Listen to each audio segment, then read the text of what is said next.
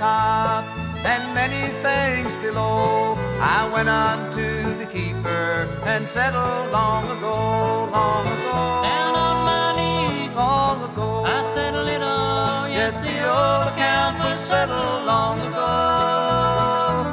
And the record's clear today, for he washed my sins away. When the old account was settled long ago.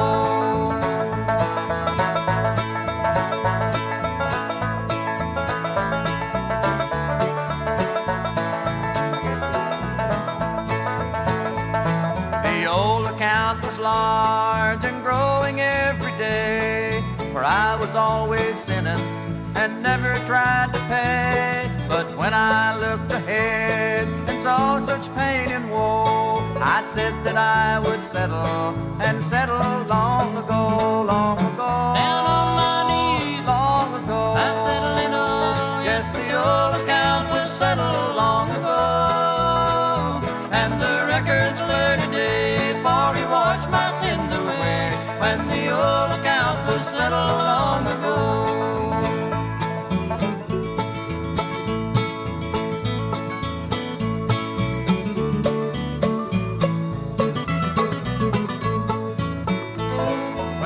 The judgment bar, I stand before my king, and he the book will open, and cannot find a thing. Then will my heart be glad, while tears of joy will flow, because I had it settled, and settled long ago, long ago. Down on my knees, long ago. I settled it all. Yes, the old account was settled long ago. And the record's clear today, for he washed my sins away. When the old account was settled long ago.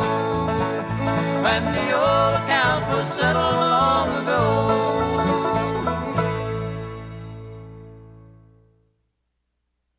You are listening to WOOP-LP, Cleveland, Tennessee. WOOP FM is a broadcasting service of the Traditional Music Resource Center, and we play America's original music. Where'd the old town go? They moved it all north of here in a shopping mall.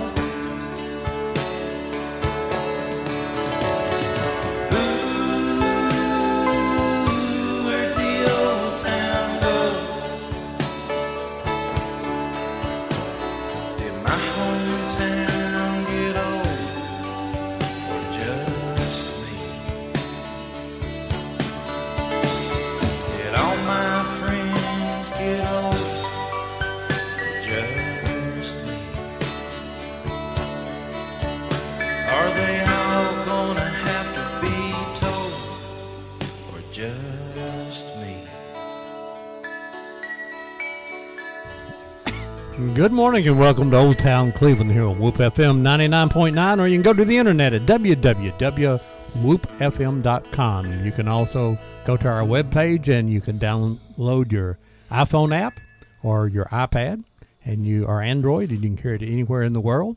Deb, my lovely co-host. I have to say it's my lovely co-host. It's a privilege to say so. Well, I used to say it was a requirement, and I got in trouble for that. So it is a privilege for me to introduce my lovely wife, my co-host, Miss Debbie Moore. Good morning. It's July the 6th already. Half the year already gone, Ron. And we have started our 5th year of Old Town Cleveland. And we'd like to say good morning to everybody. And thanks for the reminders. Our listeners online are asking us if we're pushing record. Apparently, they've been listening to the recordings. You can go to the WOOP website, www.woopfm.com, and go to the archives, and you will find some of our radio shows, the most recent ones. Starting since March. Yes, and I think we've had one that didn't function, but the rest of them have functioned, and so we're glad to offer that to the folks that can't listen in the morning or the folks that want somebody else to listen. And Ron, we have John England with us today. And we're going to tell lies and legends. Is this the legendary John England? Must be the legendary, the infamous. The man, the myth. And the legend. Yes. And we're going to be talking about just growing up in Cleveland, and his family operated the Kentucky Fried Chicken. We're going to talk about the Colonel coming to town and anything else our listeners want to talk about. And Mr. Alley has gone to therapy Yes, but we're going to say hello. under protest Under protest. because he wanted to hear Old Town Cleveland, but they made him go therapy. So he'll be back at 11. So We'll give a shout out to him at 11 o'clock, and we understand that T. Bandy has escaped rehab, and he is home. Oh. And we'd like to wish him a speedy recovery from double knee surgery, and our sympathies are with his wife. yes. 'Cause it's been a Well, rough 3 or 4 weeks. My sympathy's been with his wife for a long time before he ever had the surgery, though. That's Before we get going here, Ron, this morning, I want to mention Boyd Speedway. We talked with them this week about the documentary we're doing on dirt track racing, and I will say that they have welcomed us with open arms to come down and record the beginning of the documentary there. Now, they're closed tonight, or last night. Yeah, And next Friday night, they're going to have the sprint cars there, the Outlaws. the Outlaws. Yeah.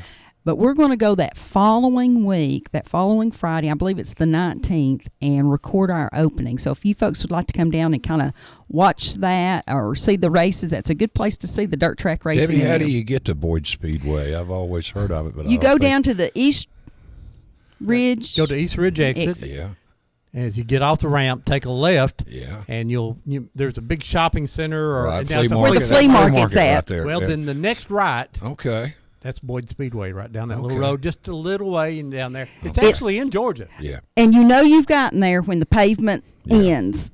I knew it was down there around Camp Jordan or That's it. Well, Somewhere we down had to in go there. look for it. Yeah. We had to load in our GPS, and then when we got there, Ron said, I remember this, but it's kind of a hillside, and you can see, and it hasn't been upgraded very much. For about 15 years, it was actually a paved Yes. track and During the had a seven- lot of during the really 70s. famous people that raced Yeah. there. And then they decided at some point in time to change it back to the dirt track. But so Guard, it's a dirt track. Is it the same circumference as It's a Cleveland little Speedway? longer, I think. Looking at it, it's you know, not banked quite as high, I don't Yeah. think. It's a little flatter. It's Yeah. probably closer to being that original 1950s. Yeah. Now, the Cleveland Speedway opened in 1954. Boyd's was already running at that time. They were probably about into their second season. And for many, many years, they worked together. They had flagmen that worked here on Saturday night and down Yeah. there on Friday night. So when I'm finding people, they have a history that has both Boyd's and Cleveland Speedway. Yeah, and some of the racers that we found, John, they worked 5 days a week and they raced 5 days a week. And they'd work all day in their shop doing whatever they did, and then that night they'd go out and race wherever the races were. And so at some point in time, it was so popular that there were races on Monday, Tuesday, Wednesdays, Thursday, Fridays, and I'm sure the Saturdays. wives really, really like that. Oh, yeah. Yeah, it's they a were out racing every night. it's a dying sport Yeah. because just the cost. The Yeah. cost is getting that to the point where we're lucky to see. There are only 9 dirt tracks left in Tennessee now. Is that right? You know, Athens used to have one. Ray County. didn't know Athens, we have to say hello to our friends up in Athens. They are digging deep. That Athens Speedway was only open about 3 years, and they claim that they had the original number 3 there. The long before Dale Earnhardt. The Moses boys in the late 40s and early 50s ran a number 3 car. And so their claim to fame is we had Yeah. the original number 3. And Yeah. we have a picture of, I think it's Frank Moses Yeah. standing out by the number 3. And we have a picture of them sitting ready to race. And we think that probably looking at that picture, basically the guy came out in his field and where there was a hill, and he made the stands up in the hill, and then the track was basically flat. Now imagine that, no banks. Well, since this is a history program, I'd like to share a little bit of NASCAR racing history Hey, with, go ahead. with my family. My mother's maiden name is Johnson, and they're from Wilkes County, North Carolina, which is Wilkesboro. Yes. And we're all about the same age. We remember the wide world of sports. Yes. That when we were children, that was the agony that of was- defeat. that was the only Poor guy, program every that week. had any type of racing, and I love NASCAR racing so much that we couldn't afford to have fancy little toy cars, and so what I would do is I would save my dad's Gillette double-edged razor cartridges. Remember those blue Yeah. cartridges? Well, I would put the number on the car on one of those, and I'd set it down on the carpet, and I would like keep track of the race. And I would have Fireball Roberts and Tiny Lund and Junior Johnson. And as one of them would move into second place, I'd take my little razor blade cartridge with his number on it, and I'd move him up. So I kept track of the race. And I can vividly remember so many times my mother coming through the living room, and she'd point to the TV. She says, Johnny, you see that Junior Johnson? That's your cousin. That's your cousin, Junior Johnson, from North Wilkesboro. And so, you know, I'd heard that all my life. And my family, my Johnson family, actually owns a Chevrolet dealership in Sparta, North Carolina, which is the next county over. It's right on the Virginia state line up there. Mm-hmm. And so I went back into the genealogy, and I found out that my great-grandfather, Wiley Clark Johnson, was born and raised a mile from where Junior Johnson lived in North Wilkesboro. And so that's as far as I've gotten with putting the puzzle together, but they were a mile apart. And so I'm going to pursue that and figure out. The odds are in your favor, wouldn't you think? Most definitely, Right. yeah. Now, so your family's originally from North Carolina? Then? Well, Is that where you- my mother's family was from Virginia, Grayson County, Virginia, and Ash, Allegheny, and Wilkes County, North Carolina. That's all right along that North Carolina, Virginia state line. Now, where's right your there. father's family from? My father's family, they were originally from Burke County, North Carolina, Morganton, North Carolina. That's where all of the men for the Battle of Kings Mountain assembled right there. Right. And then they moved to Whitfield County in 1840. And after Sherman and his 98,000 men was finished with Tunnel Hill and Rocky Face, all the Englands moved to Texas. So I have all my That ancestors. sounds like a country song. Yeah, all my ancestors are buried in Mill Creek and Rocky Face and everything down in there.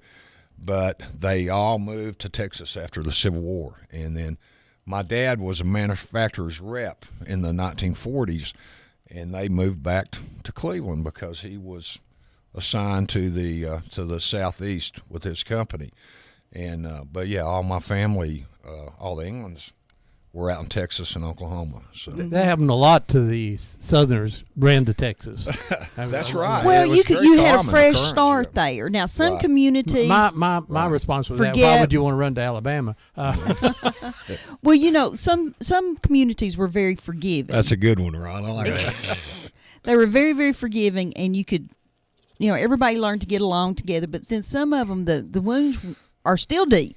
Yeah. A couple generations ago, there was still people talking about the war of northern aggression around here, Right. and they weren't so forgiving. I mean, they had plucked up people out of the cemetery and moved them over to the southern or the northern cemetery. They weren't going to have them buried by, you know, the people from the other side. And so there was just a fresh start in Texas. It was a way to get cheap land fast. They were living here where they were known to be Confederates. They couldn't vote.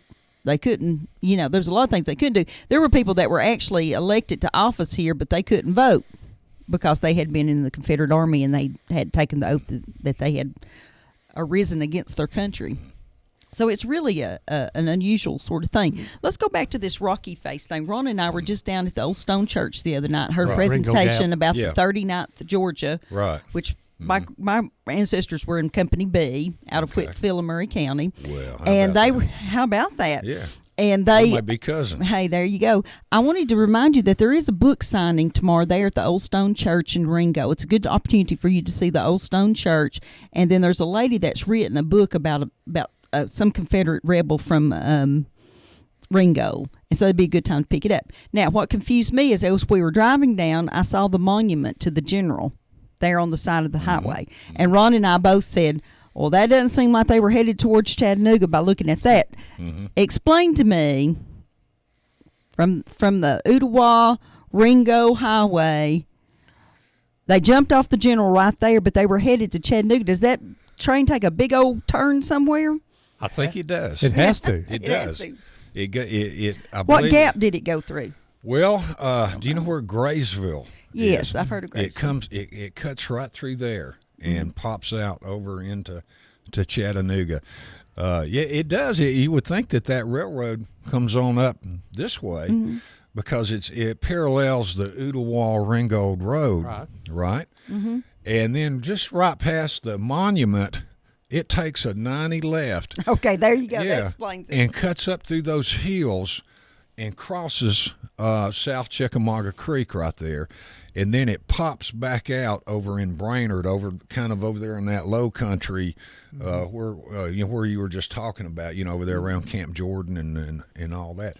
So, and a great research tool these days is Google Earth. I'm on it every day. Well, I have found old road beds. Oh yeah. That those really, really old used road beds. Right.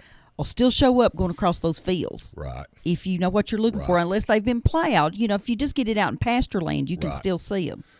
We speaking of old road beds and where we're talking about right there in Graysville, I used to hunt Civil War artifacts about 25 years ago, and we had done a lot of research, and we actually put a canoe in at Ringgold, and I canoed, me and a friend from Dalton. We canoed from Ringgold, Georgia to the Graysville Dam in a canoe. It was 12 miles. And it was quite an adventure, but what we were doing is we were looking for ferries and fords in old road beds where it crossed right there. And we actually found a ford on Chickamauga Creek that's back in those hills where we were just talking about, where the railroad track cuts through there off of the Ooltewah-Ringgold Road.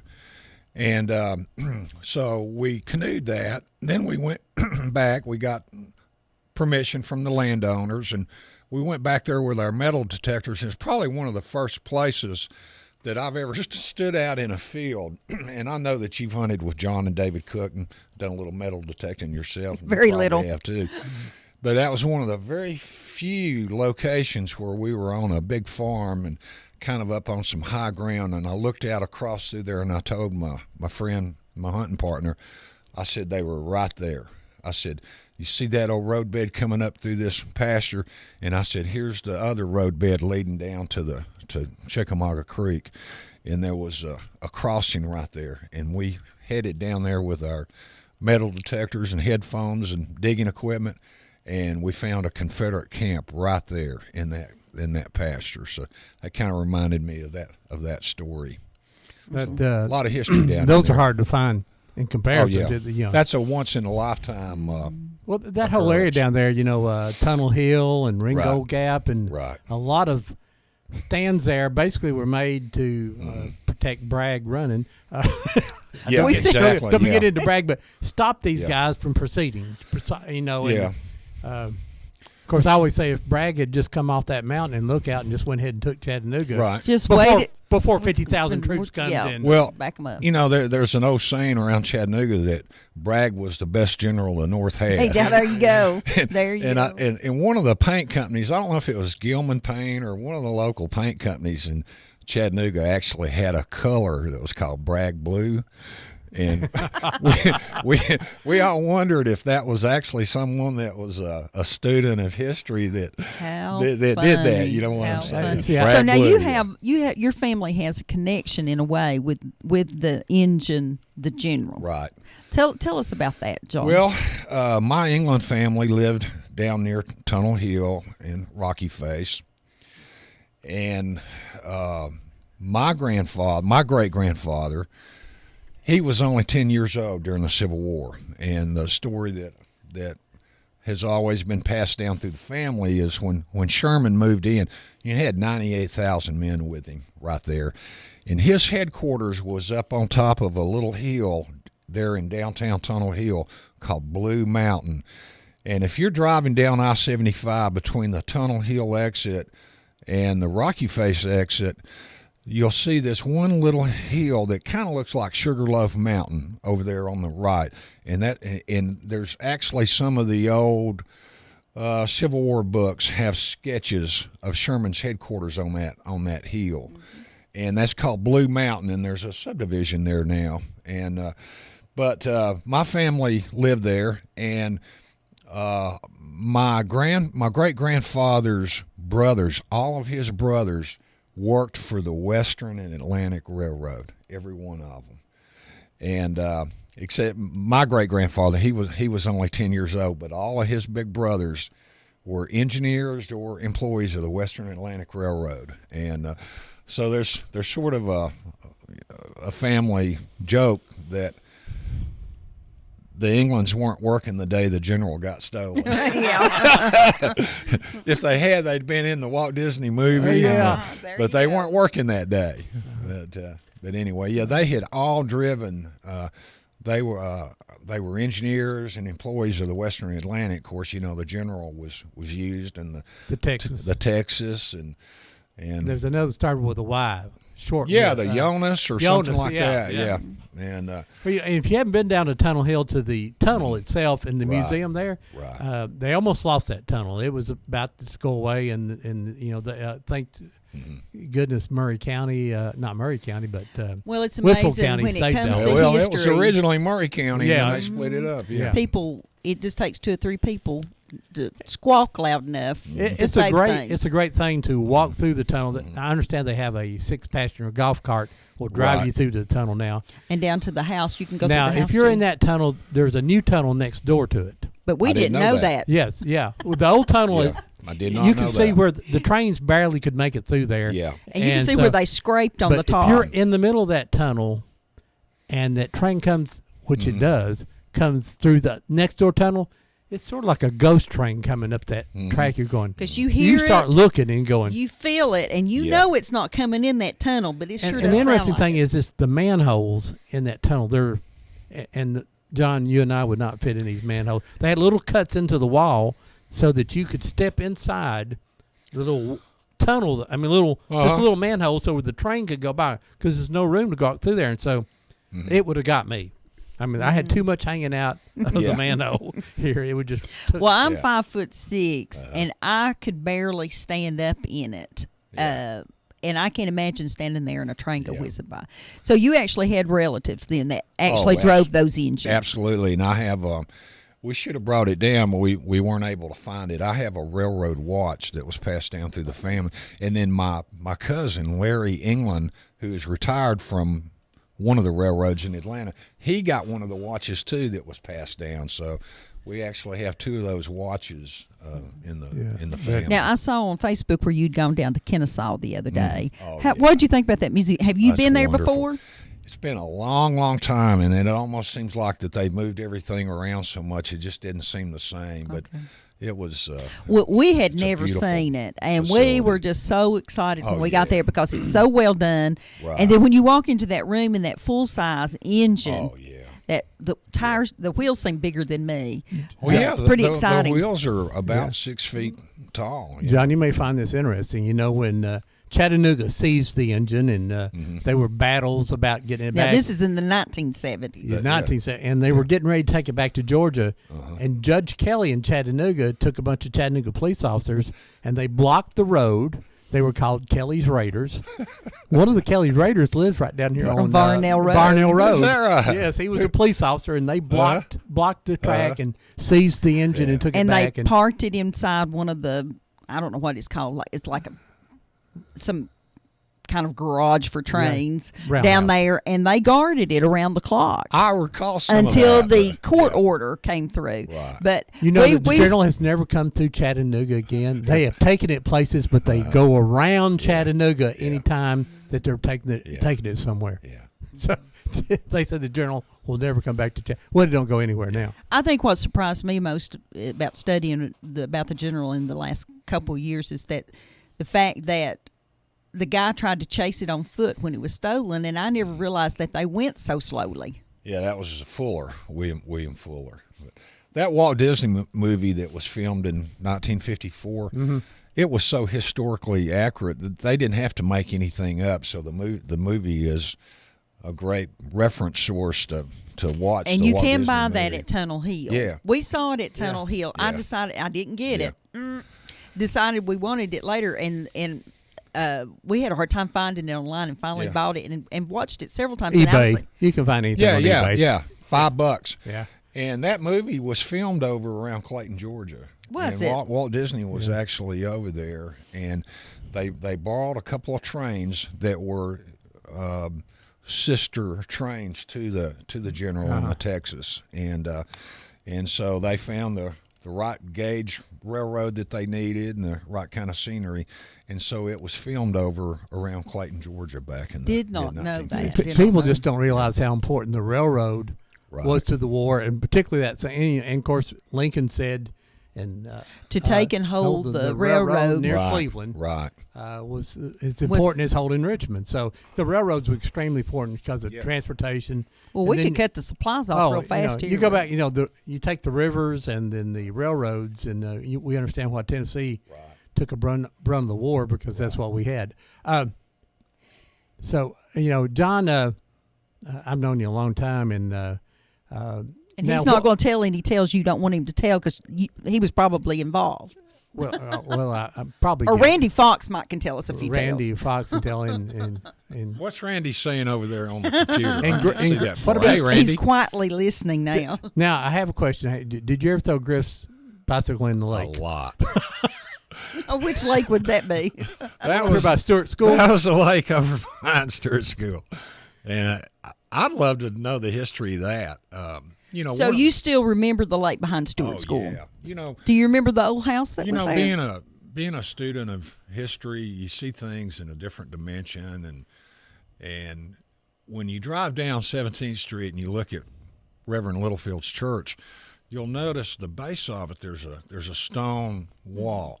Well, it doesn't match up with anything else, and that makes you wonder what was there. Well, that was the home of George R. Stewart, and there was a beautiful lake back there, and also the Stewart Park Baptist Church. That was originally a private residence, and if I'm not mistaken, Vaughn Hamilton built that over there, and he was a wonderful guy. I don't know if you ever knew Vaughn Hamilton or not. I don't know him now. But that was a private residence, yeah. And so back in the 1960s, there was a huge lake directly behind where the town square and where Coy is over there. So he didn't Big come. lake back in So there. there was a space of land between that and Mouse Creek then. Yeah. Do you remember could you still see the mill race over on the creek, or would you known what it was? No, there was a I guess it was WBAC had their tower right there. Do you remember that? Yeah. And that was Now, about didn't the only- Buster Stewart live right back over there? Mr. He Stewart? did. They Yeah. did. Yeah. Yeah, They sure did. Because I think Mr. Stewart helped take care of the radio station in the I believe the he. tower. Yeah, he was an engineer. Right. Yeah. Mhm. Yeah. Let's see who's calling this morning. Oh, last week the phone wouldn't work. Good morning. You're live on Old Town Cleveland. Good morning, Ron. Debbie, how you doing? Hey, doing great. Bullet. Yes, I was going to talk about Kentucky Fried Chicken. I was going to name a place back in '64 when I first ate one there on Emerald Street, right across Emerald Street Car Wash. I was going to ask your guess, isn't it true that the taste is not the same as it used to be, or to me it's different? Your taste buds are worn out. Bullet. Well, no, the chicken's changed. Okay. Well, thanks, Bullet. We'll talk about chicken. Here we go. Well, that's Inman Street Car Wash was I don't remember the restaurant being there. well, it was. I'm younger than you and Ron. Well, No, I never got out of the country either. directly across from the Inman Street Car Wash, there's a little white building there that was owned by the Phillips family, Billy Phillips, which is Max Phillips's mom, Yeah. and she was in the real estate business, and that was the first original location of Kentucky Fried Chicken in Cleveland, Tennessee. Is that where I the don't Blue remember Plate that. special Well, was? what year I mean, was the that? Blue Circle was? That was I think it was built in 1964. Okay. And my father did not build that restaurant. My father acquired a franchise for East Ridge and Dalton in Athens from Harlan Sanders in 1964. Even before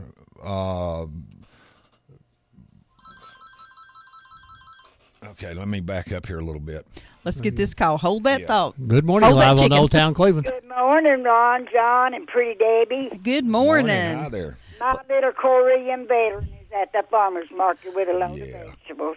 Oh, he's got some good stuff, does he? He's got some wonderful stuff. Well, I may have to come buy some maters because the squirrels are eating all mine. Well, he's got plenty of them, honey. I'm gonna have to go buy some BBs. Is what I got to buy. He's got some beets that are white and red streaked. When you cut them open, they got a red ring in them. And we pickle some of them. They're the best pickled beets I ever eat. You're gonna have to prove that. Well, I'll prove it. I'll talk to you later. Thank you, bye. Thank All right, you. bye-bye. You guys. Go up to the farmer's market. Apparently, rain or shine, those folks were up there selling vegetables That's this on week. Peerless Road. Yeah. So they're at the cannery. They're at I mean, the the cannery. cannery just reopened. I think so. The cannery's been shut down for about 2 months. They've remodeled it and upgraded it. That's at front story. It's in the Chattanooga Times today, and I was reading that this morning that it is just now open and people started going back again. Cannery. So, and I've never been there, but I understand is if you want to can a lot of stuff, you can take your stuff with you, and they got all the things to cook Right. a lot of jars at one time, and You take all of your stuff with you, and you have the opportunity to can it there, and so you can do it in mass amounts, and so you won't be doing like we do, doing 7 jars at a time. well, you know, our crops are so small. 7 jars is a lot, though. Yeah, So. yeah. We got pickles galore, and what else did we make this week? Salsa. Salsa, and it's pretty good too. It kind of sneaks up on you. Debbie online says that we mentioned George R. Stewart, and she said that he was supposed to go on the trip with Marshall Steed and Hardwick, which were the 3 young men that were killed in the train wreck, and that's what the small monument up at 8th Street is for, by the Confederate monument. But he had to do something else, and so he canceled his trip at the last minute. Yeah, if you a lot of people have drove by the monument, everybody calls it in town. There are actually 2 monuments there. If you look, there's a small monument and a larger monument. One's a Confederate monument, and the other's for the 3 guys who died in a train, prominent families here. Right. So, But George R. Stewart was supposed to be in Well, there. that's And George interesting. R. Stewart married into the Hardwick family, I believe. okay, let's get back to that chicken. Let's, yeah. Well, George R. Stewart was married to Zoli Sullins. Sullins, that's right. And she was named after Zollicoffer. Exactly. Yeah. Exactly. So And, is that Dr. Sullins? yeah, he was president of Emory and Henry College. Yeah. I believe his house, Sullins' house, is still up on Coy Street. Now, was he one of the? Did he help start PNS or Spec? I don't know about that, but he helped Dr. start the Speck. Centenary College, which is Yeah. where Lee University is now. You know, common name here. Yeah. We were getting back to the secret recipe. Okay, I'm gonna calm down just a little bit here. I got a grande this morning instead of a tall, so I'm in 5th gear. Yeah. For the caller that called in and asking about the original recipe, there's probably nobody on the planet that knows more about that than me. Okay. Okay, nobody, not even anybody in Louisville, Kentucky, and because I've been cooking Kentucky Fried Chicken for about 50 years. Yeah, I started to say it's been a about while. 50 years. Hey, good morning. You live on Old Town Cleveland. Hey, this is Gene Flowers. Hey, Gene Flowers, how are you? Gene, I'm doing great. what's going on, buddy? Well, I was just going to say something about working for the Englands. Well, you just go right ahead. 1964, Yeah, Where were you located at that time? Where Inman was- Street. down on Emmons Street. Okay, is that building still standing? Yeah. It is, and there's a dry cleaners there, I think. They are. Well, okay. that's the Norfleet's next door. It's Cleveland Loan and Finance is that Yeah. old little original Yeah. building, Gene. Okay. Yeah, And we had about 3-4 tables out front, you right. drive-through window. Right. You're right. Miss England would make a potato salad in the Right. coleslaw. Actually, we still have all those recipes. We're Kathy that's sitting over here. We still have all those Now, salad the recipes. coleslaw is some of the Yeah. best. KFC is KFC Yeah. now, right? Yeah. It's the best coleslaw. Gene, how long did you work there? I worked there about 3.5 years. What'd you do? I fried chicken and clean pots. Did you work? Hey, Gene, believe it or not, I still have those pots that we used to. I've got one sitting in my front yard, and my dog drinks his water out of that chicken pot. We used to scrub those things. Miss England wanted them spotless. Right. Anytime the KFC inspector come through, everything had to be shipped. That was the Colonel's way. Yeah. Yeah. So did you work for Paul Scoggins? Was I worked Glenn Mason? Glenn Mason. Okay, Merle, yeah. and I worked with Benny. Yeah, Benny. Uh-huh. And his two daughters. Right. And Glenn. Right. And Yeah, that was 1964. yeah. I remember that. When I left to go work at Bowaters. Yeah. England took me back in the supply room. Told me he's building a store on Key Street, right. and he told me if I'd stay with him, that'd be my store. I think I've talked to you before. I think I remember you, Gene. Yeah. And I went to work at Bowaters, Mm-hmm. and then he told me try it out, and if I didn't like it, come back. I'd always have a job. Right. Yeah, the Key Street store opened in October of 1968. Wow, Keith Street was a baby then. Sure was. Wasn't much out there. No, it was vacant. Right. But those are two of the nicest people I ever worked for. Well, buddy, we appreciate it. Well, what about the Wildwood Avenue store? When did it open? It opened of August of 1972. Oh. See, Deb thought that was first. And I Well, said, that's the only no, one I thought knew Keith, of. I thought I mean, Keith you know. was first. So. Yeah, no, in Ge- the street. Gene, I got a question to ask you. Okay, Between you and Brandon Forrester, who makes the best hot slaw? I do. Okay. And he knows it. Well, I'll tell you that RB brought Ron some. I don't know who RB is, but he brought Ron some hot It slaw was last pretty week. good. And It was sort of that Starview hot slaw. Yeah. it was That's very basically good. What I make. Yeah. Now, Brandon has never brought me any hot slaw, and you have. Yeah. But he's ashamed of his. That's the reason. Gene and I go to wrestling events, and Okay. we'd go get a hot dog, and Yeah. Gene always carried some hot slaw. It looked like we'd be over in the corner like a drug deal. Would he give it to Saul Weindroff and let Saul Weindroff throw that hot slaw on Harry Thornton? Here we're over in the corner, and he's raking a little out of this thing, and he's stingy with it, though. Yeah. He's raking it on my hot dog. You remember that time when one of the wrestlers, he jumped in there and he told Harry Thornton, he said the guy threw fire on him. He says, Harry, he threw fire on me. He had something real hot, like some sort of pepper spray or something up there. I'll never forget that. He said, Harry, he threw fire on me. I used to put the wrestling ring up at the Armory, Yeah. and I Yeah. knew all those wrestlers back Yeah. in those days.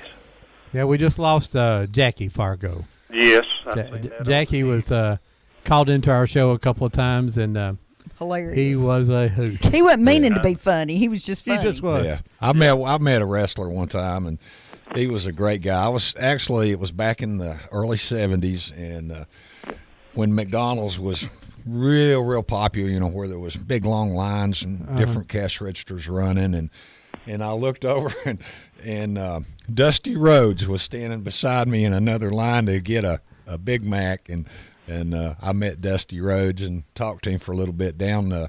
I guess it was in Tampa. Yeah, downtown Tampa. He was wrestling at the Armory down there. Well, Gene, good hearing from you.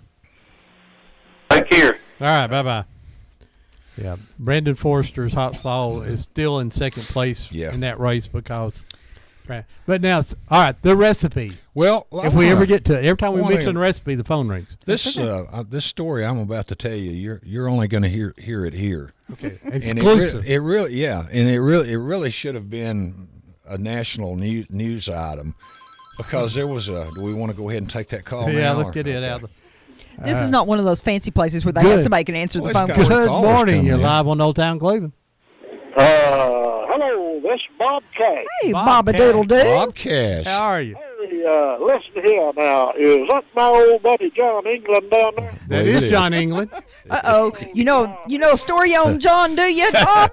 Tell us a good one, Bob. Tell us a good one. He's got the best Kentucky fried in town.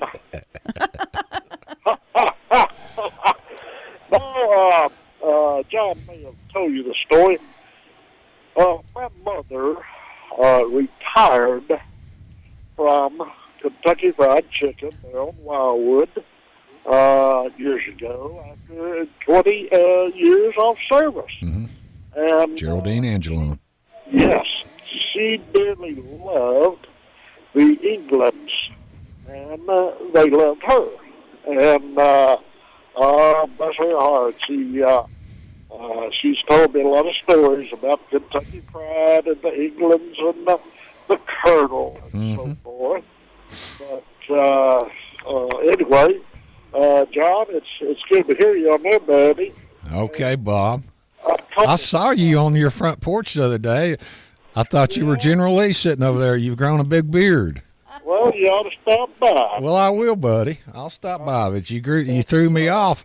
I didn't stop because you had that big beard, Bob. Well, he had to change his look. The warrants are out now, you know. Oh, yeah, John, I called Kathy.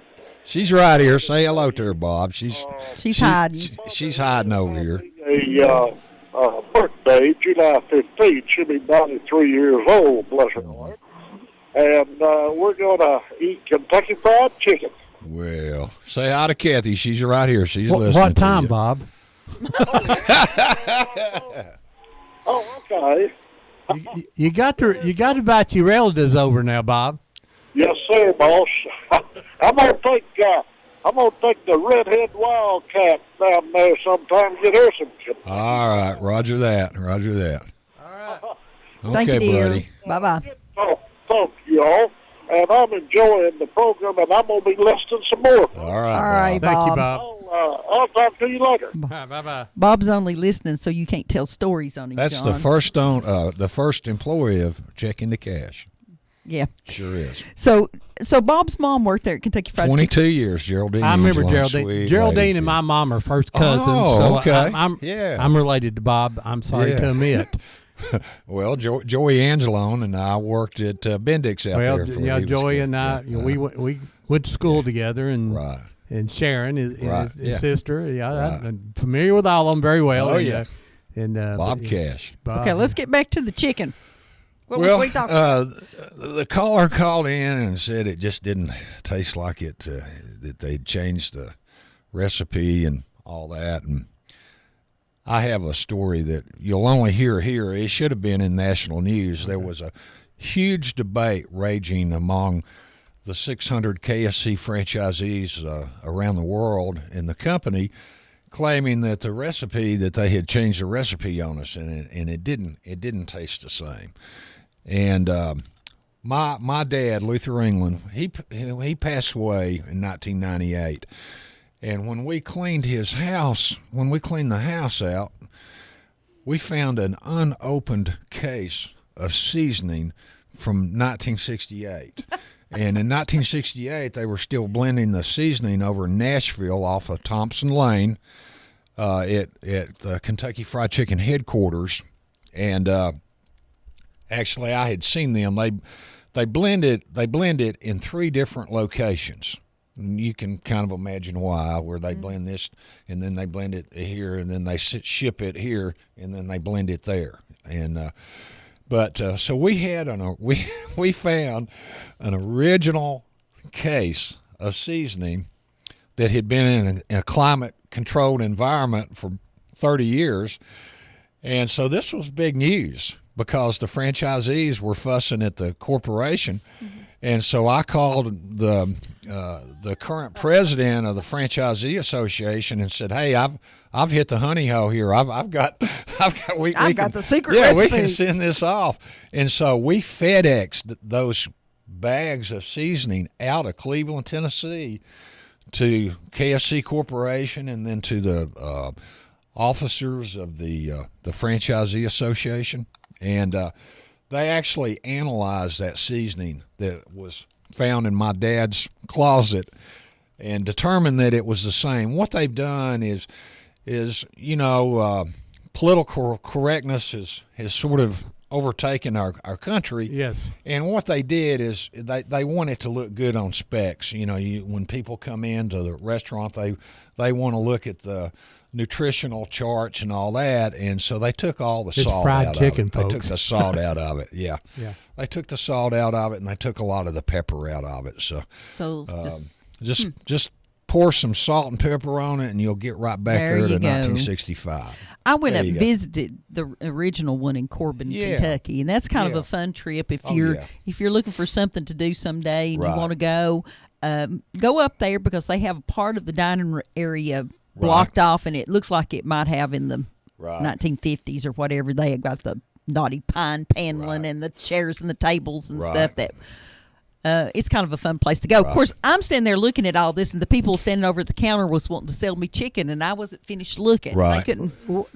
When did the Colonel open his first restaurant? Do you know how? Well, he was in the restaurant business in the 1930s. Didn't he have a lot of failures? He did. He was a Michelin tire salesman. He was a railroad engineer. He was a ferry boat operator on the Ohio River. And he got into the restaurant business down in Corbin in the 1930s, and actually started out in the service station business. And a typical little service station like we all remember in our childhood memories of, like a real small, like the Shell station over here, or the old 3 Point Shell or something like that. And just started out with one little table and started cooking. And then it evolved into a restaurant and a motel in the 1940s called Sanders Court, and that was on US 41 and also 25. Is it 25E, 25W, something that it's a main artery that comes down through Kentucky and on into Knoxville. But by the 1940s, his restaurant was famous. It was one of those kind of places that people would be 100 miles away, and they say, "Now we're going to eat lunch in Corbin at Sanders Cafe." It was one of those kind of places, and you remember in your childhood, if you were traveling with your family, there was specific restaurants and specific places, and you saved that appetite because you were going to eat at the Howard Johnson's in Huntsville, Alabama on 72 over there, or you were going to eat at the Saddle Restaurant in Murfreesboro, Tennessee on US Just 41. go to Couches was fun. There you go. Couches are the original Crystal. Yeah. Down in Chattanooga. Those were big times as a young boy. Right. So anyway, the Colonel, what happened is when he was about 65 years old, they built Interstate 75, and it just strangled that town, just like what we have seen So many places. all up and down the valley that we live in here. Ottawa, Abson, they got it. Right, yeah. same thing.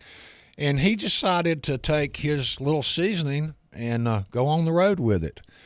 And he didn't he didn't get any takers until he was all the way in Salt Lake City. And there was a man in Salt Lake City by the name of Pete Harmon that had a family-owned restaurant there, and it's still there. It's a national landmark now. And Pete Harmon bought his seasoning and used his pots, his pressure fryers, to cook the original recipe, and paid the Colonel a royalty for so many. I think it was a nickel per head. He he came up with that pressure cooked stuff, didn't he? Because he was trying to figure out how to help people take that chicken with them. Right. Right. You can sit down and eat if you want to, but wouldn't you like to take a bucket of chicken? I don't know. How do you come up with the bucket? Well, I'll tell you, it wasn't the Colonel. It was Pete Harmon in Salt Lake City that came up with that bucket. Oh, okay. And also a restaurateur that the Colonel took under his wing back in the late 1950s, and his name was Dave Thomas. And I grew up with Dave Thomas. I used to help him cook at the Colonel's house up in Shelbyville when they would have little family get-togethers and cookouts and stuff. And when I was a little kid, sometimes I was the only one there, the only child there. And my parents, they liked to party as much as anybody, and so they would assign me to the cook over there. So I recall a party in 1967 where I was actually helping the future founder of Wendy's barbecue at the Colonel's house up there. So. I don't guess a lot of people can say that they've done that, John. So when did what number was the Cleveland store? I mean, what in the franchise? Well, there was a restaurant man in Chattanooga by the name of Carl Martin, and he was very well known around Chattanooga. And actually, he was there for many, many years afterwards. He was the original franchisee of the Cleveland restaurant, and I believe that it, like Mr. Flowers said, I believe it opened about 1964, and Actually, I've got a little story about how my dad got into KFC because I was sitting in our den over on Willow Street. I grew up on Willow Street right over here. And there were two lazy boy chairs, and we were watching I've Got a Line, or not I've Got a Line, but What's My Secret? The game, yeah, What's My Line, or whatever that is. And I went back and I looked at the date of that, and it was December the 10th, 1963, that Harlan Sanders was on that TV show. What is it? What, Kathy? What's My Line? Yeah. And I remember sitting there with my dad. My dad was a realtor here, and he had a poultry business. And I can remember sitting there, and he looked over at me. He says, I'm going to go see him on Monday. He says, I'm going to drive up to Shelbyville and visit. And I remember laughing. I said, yeah, right, Dad. And he did. He got in his car, and he went to Shelbyville, and he came back with franchise options for East Ridge, Dalton, and Athens. And before he was ever able to build a store in any of those towns, Mr. Martin in Chattanooga decided to sell him his new restaurant in Cleveland, and the Colonel had a little bit to do with that. The Colonel kind of convinced Mr. Martin in Chattanooga to sell Dad the new Cleveland store because we lived here, and that the Colonel would give Mr. Martin more franchise options. And Carl Martin went on to open up 10 or 15 more KFCs before he sold out. I imagine they built that building for the KFC on Inman Street when that Inman Street extension was brand new. And you had all those brand new businesses down through there, so it was the place to be. I remember back in the early 60s on Sundays, the police would have to come and direct traffic because the traffic would be backed all the way up to B.F. Goodrich up there. And that's just a terrible problem. Yeah. I bet your dad just hated that. Good morning. Policeman had to come. Good morning. You're live on Old Town Cleveland. Good morning, Ron. Good morning. Good morning. I wanted to ask that guy, does he have the recipe to that slaw they make? I would say yes, but no, you can't have it. We do. There's no way you can get it, huh? Well, by the cup, yes. I've tried to imitate that, make it like that. It just don't turn out right. It is good. It's the best. If to buy it somewhere beside what I make at home, this is the best coleslaw. No, it's even better than what I make at home, I have to admit. Well, I tell you what, I'm going to take Bob Cash up on that. I'll go out and eat Kentucky Fried Chicken with him anytime. Hey, he has learned the secret. Did you know? Bob, get your pencil and paper out there. I'll pay half for the meal. Well, see, that's the part you missed. Bob said he's going to take you, but you were going to pay for all of it. No, I'm going to pay for half. I'm going to tell him right now, I can eat more than he can. Get your pencil and paper out, Bob. There you go. There's your date. But I just wondering. Well, thank you.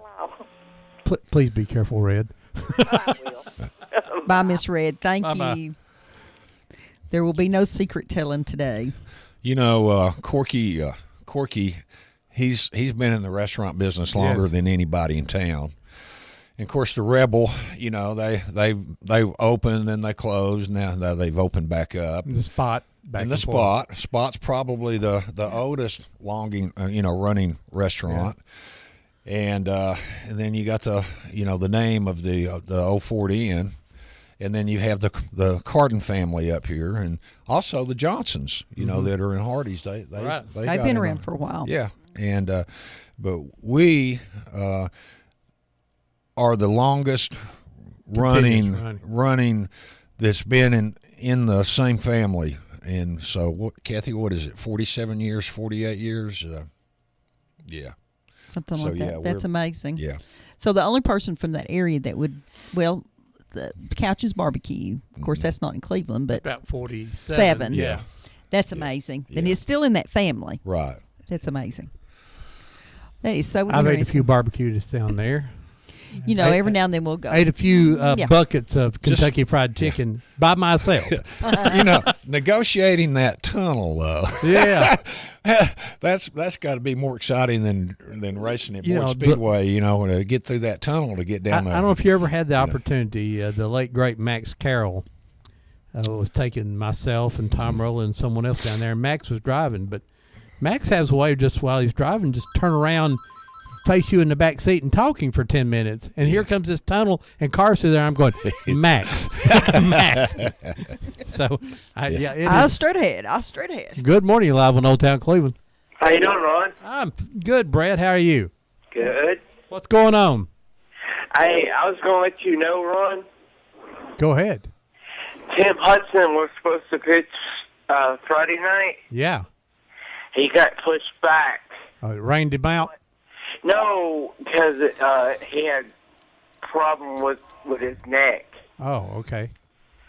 He got Paul Muhammad. This pitched last night. Okay. Who won last night? The Philadelphia Phillies. Oh, that's not good. First game. The first game. So, the Braves play today?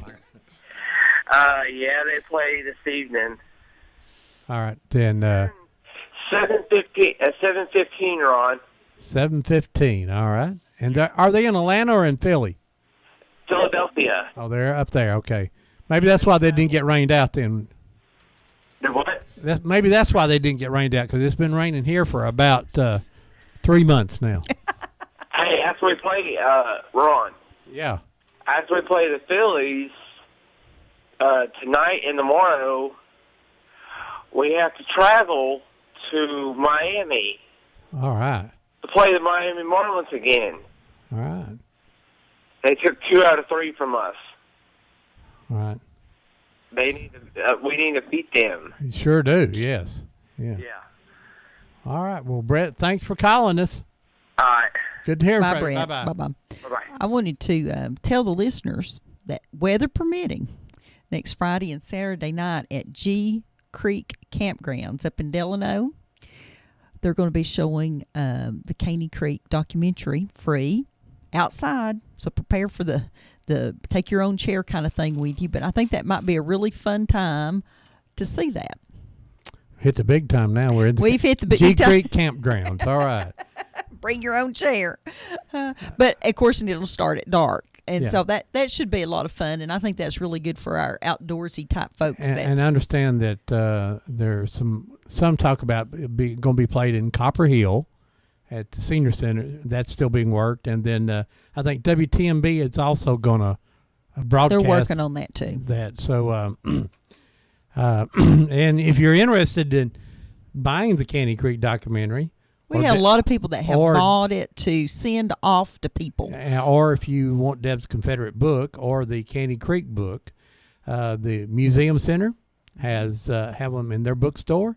The Polk County News has it there. They have a little bookstore at the Polk County News in downtown Benton.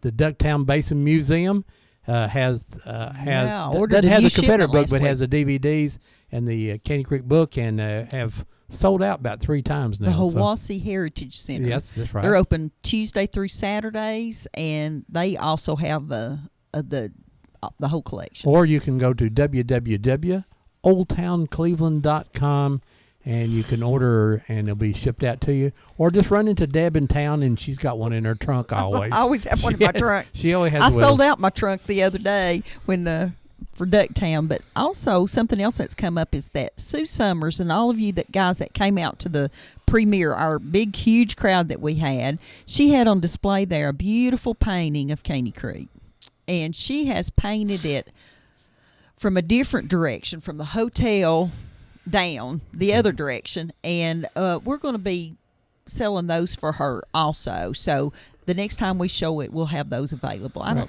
don't know if we'll have them Friday night or not, but we may.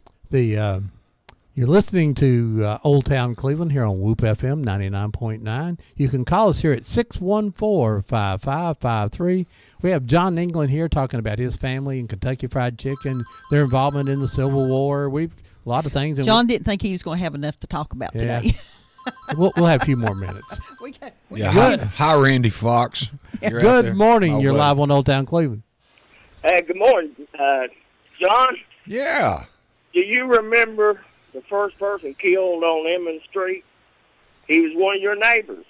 Yeah. Who is this? It's Pat Guerin. Pat Guerin. Yeah, hey, Pat. Yeah, Ricky Bishop. I think about him every day, Pat. You're right. Kentucky Fried. I think about him every day. But When was that? it was December the 7th, 1965. First day of school. Yeah. So it was What's a that? child? I've never heard Yeah. that story. Yeah. Hey, Pat. Yeah. Think about him every day, buddy. There's another thing that I always think about George R. Stewart School. Yeah. Under Key Street, there was a tile there at 20th Street. Yeah. I'd ride a bicycle through there. Yeah. I look at it today and I can't imagine that. I don't think I could crawl through it. Yeah. Yeah, that's Pat. Yeah, I haven't seen you in years, but Pat's not yeah. called him before. Well, you know Doug Guerin. Yes, we know Doug. This is Oh, okay. I know is- who I'm talking to now. this is Doug's brother, Pat. This is the Pat smart did one. not want you to This tell is the that. smart one. Hey, this is a smart one. This Isn't is that a right, smart Pat? Yeah. Yeah, buddy. I worked for your dad I remember that. cooking. I remember that. You ate a lot, though. You know, you ate a lot of that chicken, Pat.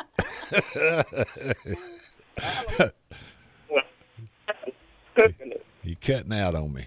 Why is he cutting out? I can't hear him. It's his phone. Is it your phone? Pat, we've lost you, Yeah. buddy. Anyway. Thanks. Anyway, I want to say something to Pat. Pat, our friend Danny Fish. Somebody wants I'm to know a- if we call Doug the bad actor.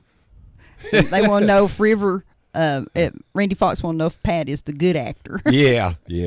Anyway, Pat, I want to come see you out there, and I'm gonna get Danny I think the Fish hot to. sauce has entered the building. I'm gonna get Danny Fish to bring me out there, buddy, because I hadn't seen you in about 25 years. But yeah, Ricky Bishop was he got killed by a drunk driver at the intersection of Keith and Willa on September the 7th, 1965, and Pat and Ricky were real close friends, and Ricky was my neighbor, and we were all real close. It was a tragic, a devastating event in all of our lives. And do you know Shane Lowe? I didn't very, very well. Yeah, well, Shane narrowly escaped being killed himself. Shane and Ricky were walking side by side down here on Key Street. And they were walking not towards the traffic, but away from the traffic, and a drunk driver in a 1956 Chevrolet hit Ricky and killed Ricky, and I ran with Ricky's mother and brother, Terry Bishop, across the field over there, so it was one of the worst days of my life. But I think about Ricky every day. And some of these days we might put a memorial down on the Greenway or something for Ricky, because there's Be a a lot good of idea. A lot of people hadn't forgotten Ricky, just like Pat. Shane and I graduated school together, Okay, and Shane and John Cook locked Miss Close in the French closet and took the in janitor. the closet in the French room. And the key was in the closet with a padlock. Yeah. And so Shane and John had detention for 4 years. Yeah. That was just fresh. Hey, guys, we got to take a break. We'll be back here in just a few minutes here on Cleveland. Don't go away. WOOP LP, Cleveland, Tennessee. Debbie Moore, co-host of Whoops Old Town Cleveland, has released a regional history book, Confederate Voices. The book is available at the Red Ribbon, the Museum Center at Five Points, and at www.oldtowncleveland.com. And be sure to tune in every Saturday morning at 10 for Old Town Cleveland, right here on Whoop FM. Check into checking the cash. We'll beat any rates that don't pay the match. Check into Cash gives you more money for your title and the lowest title loan rate anywhere. We'll beat any rate on a title loan, and we guarantee it. So you'll save money. If you already have a title loan, ask Check into Cash about paying it off. So if you're short on cash, think Check into Cash. No credit check, no run around. Check into Cash won't slow you down. Check into Cash, your one-stop money shop for 20 years. Now offering payday loans without a check. Great service, convenience, and locations. Check into Cash. We'll beat any rates that don't pay the max. Oh, yeah. Check into Cash is your money machine. Get on up and get down. Check into Cash. Bring proof of lower rate on similar title loan. Use payday advances responsibly. Visit checkintocash.com for the store nearest you. Wheeler Technologies has moved. Visit them at their new location at 490 Grove Avenue Southwest next to Bradley Rentals. Same great folks, same great service with a better location to serve you. Call Wheeler Technologies for voice, data, and security needs at 664-TECH. That's 664-8324. And remember, depend on Wheeler Technologies for the current time and temperature every day at 476-1111. Tennessee Alarm Contractor C1750. Did you know that local businesses produce more income, jobs, and taxes that stay in your local community than national chain stores do? For every $100 spent in a locally owned business, $45 stays in the local economy, while only $15 stay locally when you buy at a national chain store. When you buy from Mermaid Mattress, you are shopping local. Plus, when you buy direct from the factory, you get a better mattress at a better price, guaranteed. But only at Mermaid Mattress here in Cleveland. 1/2 mile off 25th Street on Georgetown Road, right here in beautiful Cleveland, Tennessee. Call 472-2486. Locally in Cleveland at Mermaid Mattress, find out why Fro Daddy and Matador both sleep on a locally made mattress at Mermaid. You give them a call at 472-2486. Mermaid Mattress Factory and Showroom. This is Steve Hickson. Join me every Wednesday morning on Whoop FM for Backfire with John Stanberry, Republican, and Franklin Chansey, Democrat. We will provide hot discussion on today's most talked about topic. Tune in every Wednesday morning at 7:30, right here on 99.9 Whoop FM or whoopfm.com. There's just one place for me near you.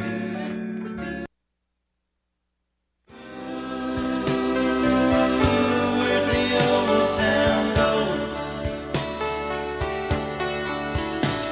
They moved it on north of here in a shopping mall.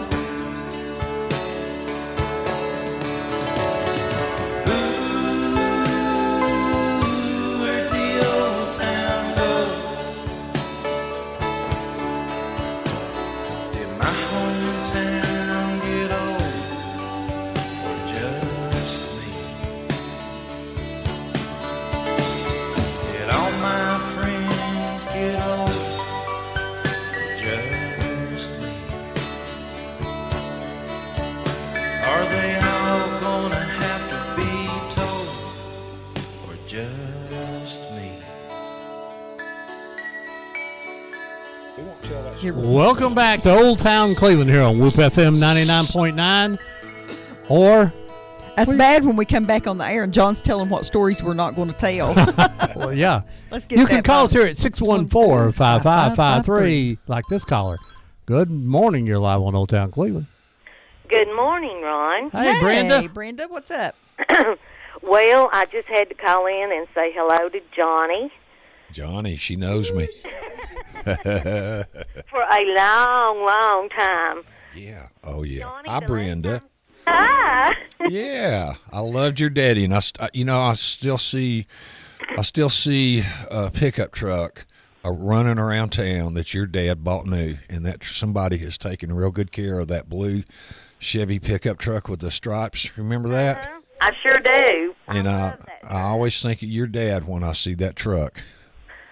Boy, I was thinking about Daddy yesterday and thinking about how much that I miss him. And it don't seem like it's been that long since he passed away, but it has. Yeah. And, of course, time flies when you get older. I always heard that, but, boy, I found it out now. Well, we're not there yet, Brenda, but you can tell us all about it. Bill Allen. Bill Allen. Mm-hmm. I just had to call in and speak to you, Johnny, because last time I saw you was at Tres Amigos. Right. And that's the first time I'd seen you in years and years, and I thought, I'm not going to let this opportunity pass by without calling in and saying hello to you. Well, I think I first met you. You were a year older than me, but I ran around with those older guys, Eddie Woods and Phil Cate and Buddy Bowman and who else was some of that crowd. And I remember coming out to your house out there off of Peerless Right. That's when I first met you, Brenda. Yeah. Yep. Joe Jerfy. Yeah. Yeah. Would you believe that Joe Jerfy came in Tres Amigos with his wife? Did he? Yeah. And that's the first time I'd seen him in years Yeah. and years. Yeah. But anyway, I'm not going to go on and on because there's other people that want to talk. But I just wanted to call in and tell you that I came to Kentucky Fried Chicken the other day with my mother, and we had the boneless chicken, and that was delicious. Well, good. I have to try that. Tell your mother hello. I remember your mom. How's your mom now, Brenda? 84. 84 and still working. Still working. She had a car wreck a few weeks ago, and she's got another car now, and she's on the road. Uh-oh. I'll tell you one thing about Bill Allen. If WOOP had been around 25 years ago, Bill would have had his own radio show, wouldn't he, Brenda? Yes. I mean, that's the kind of guy he was. He was a talker. He was a talker everywhere we went. Storyteller. Wonder where Brenda gets hers then. All right, Ron. Okay. Okay, it's real good talking to you, Johnny, and I'll Okay, Brenda. Always good to hear from you, Brenda. Bye-bye. We'd like to say a great big hello to Don Allen that we understand is being held against his will in rehab. Don Alley, you mean? Alley, I'm sorry. Alley. I had Mr. Allen on my mind. But Don Alley, we'd just like to say hello and good morning to him. And again, we'd like to say congratulations to T. Bandy that's gotten out of rehab. And he'll have a fish truck next Saturday down at the co-op from 11 to 12. Make sure you get down there and pick your fish up from him. July the 13th, our show's going to be not Dooley's Ice Cream, but Dooley's Drugstore. That was downtown right on the square, was it not? I believe it's real close to the square. Yeah, it was right there across from the spot, just up. Yeah. Right in there by C.J. Wilson's clothing store. Right in there. So the girls from the daughters of Dooley Drugs will be here on the 20th. The show people have asked us to do for 5 years, and we finally found somebody authentic to do it.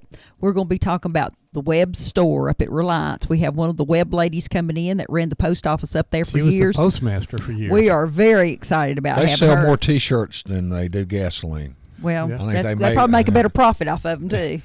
And I was up there not long ago, and you walk into Webb's, you can still get something to eat and something to drink, and a lot of lively activity going on up there. A lot of that was pretty big time T-shirts. when I was little. Climb Yeah. out of the back of that pickup Well, truck, you know get some the, crackers. Remember and Oliver? loading. Oliver was the brother that never wore the shirt, and he let his hair grow out. He about Ron's size, Yeah.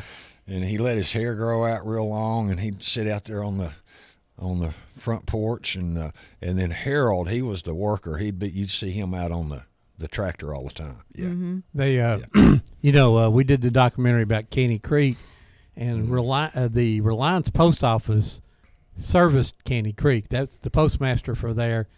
That's a long way away. Yeah, it sure was. So, But interesting. And we're it's one of really those- excited about having her. It's photographed a lot too. It's no such nostalgia, Appalachia, and one thing something they've done they've hired a lot of Bradley Wrestlers during the summer. They hired them to help them run the things there. They just they got in with tubing. them, and just every year they've had. Well, the last time Ron and I went tubing down the Hiwassee, we went through Webb's store, and the guy that drove us up to drop us off was out of the Webb family. I don't remember what his name was. Alan McCracken? He was drinking a Dr. Pepper and eating a Snickers bar, turned around backwards, talking to me, and driving on that little dirt road. Right. I was not real. Well, it was an automatic. It was. It knew exactly where to go. I was thinking, thank you very much. Now turn around. And a big show. We've done this subject once, but we got a whole new group coming in.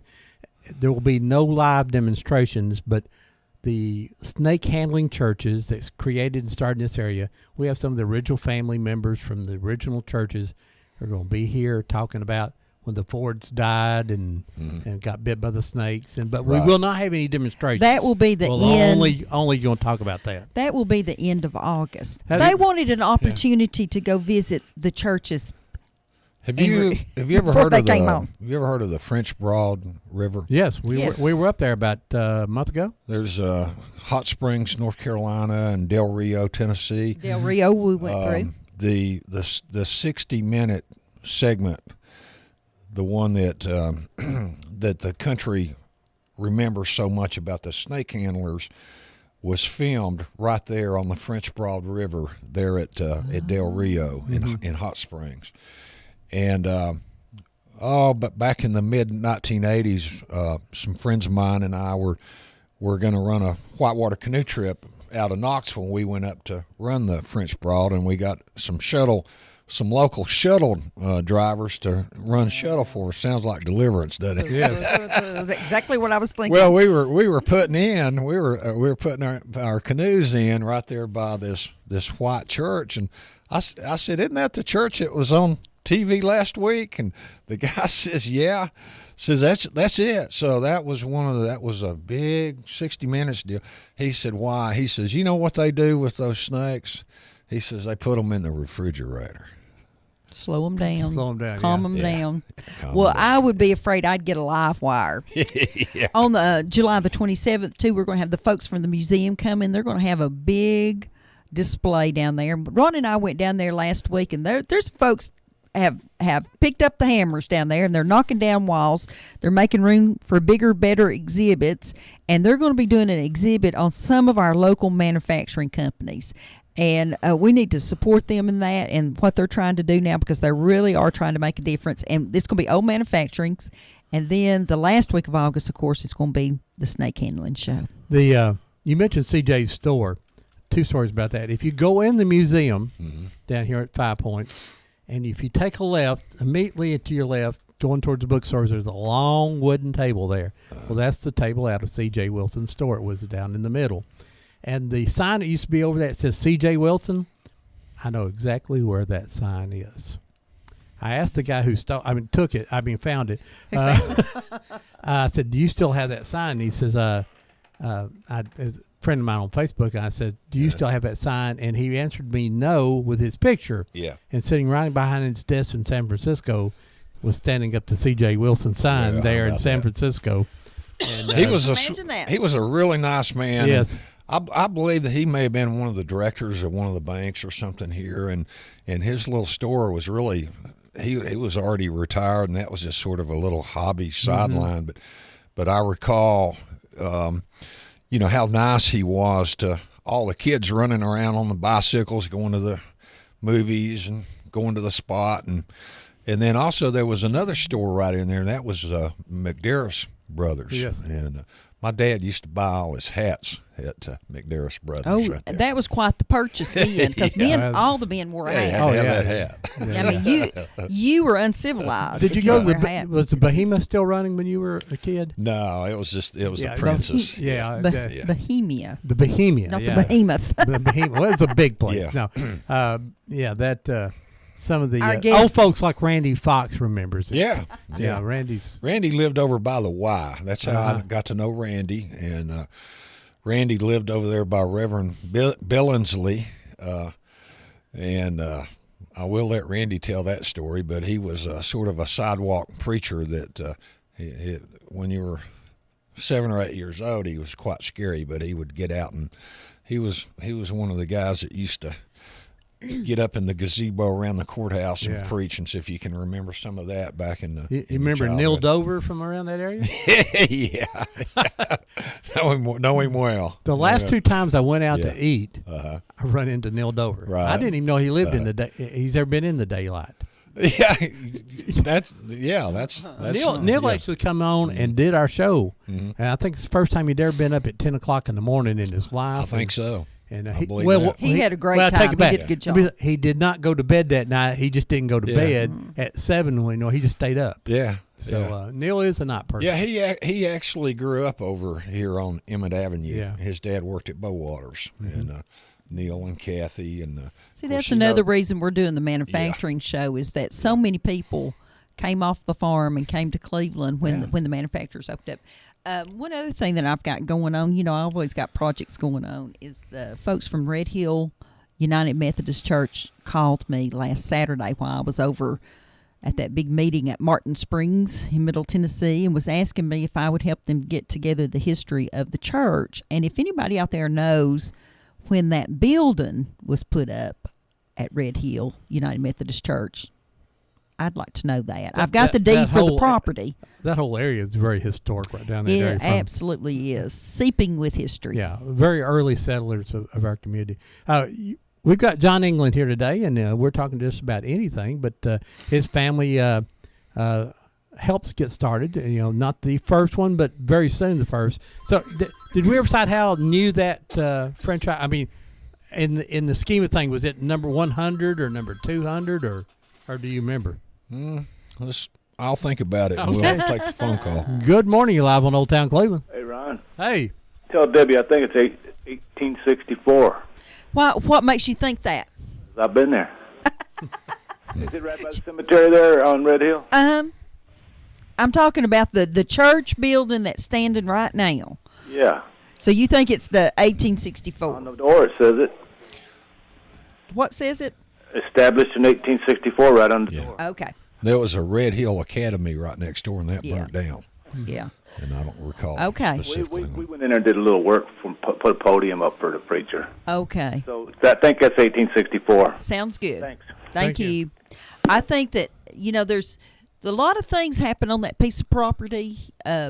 It started out in 1840 as a campground, which is kind of like what we'd call the tent variety.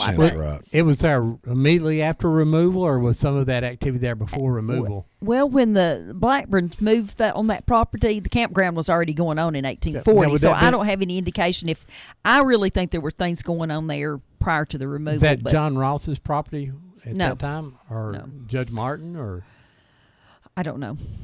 It's all down that area. It's all down in that area, and it's really interesting to watch how they bought the property up. The Blackburns, the husband got 2 80-acre grants. The wife got 3 40-acre grants, and somebody named J.O. Blackburn got some 40-acre grants. And so every member of the family bought the property up until they just took. Okay, of course, it's the best, biggest, nicest, greatest water property in that area. Right. Yeah, a lot of springs and things. You ever find out what franchise number that was? No, but they got real serious about building KFC Kentucky Fried Chicken. Originally, kind of the concept started out. Whereas, let's say we'll just take an example. I know that you had the Casons in here recently with the old Ford End. Right.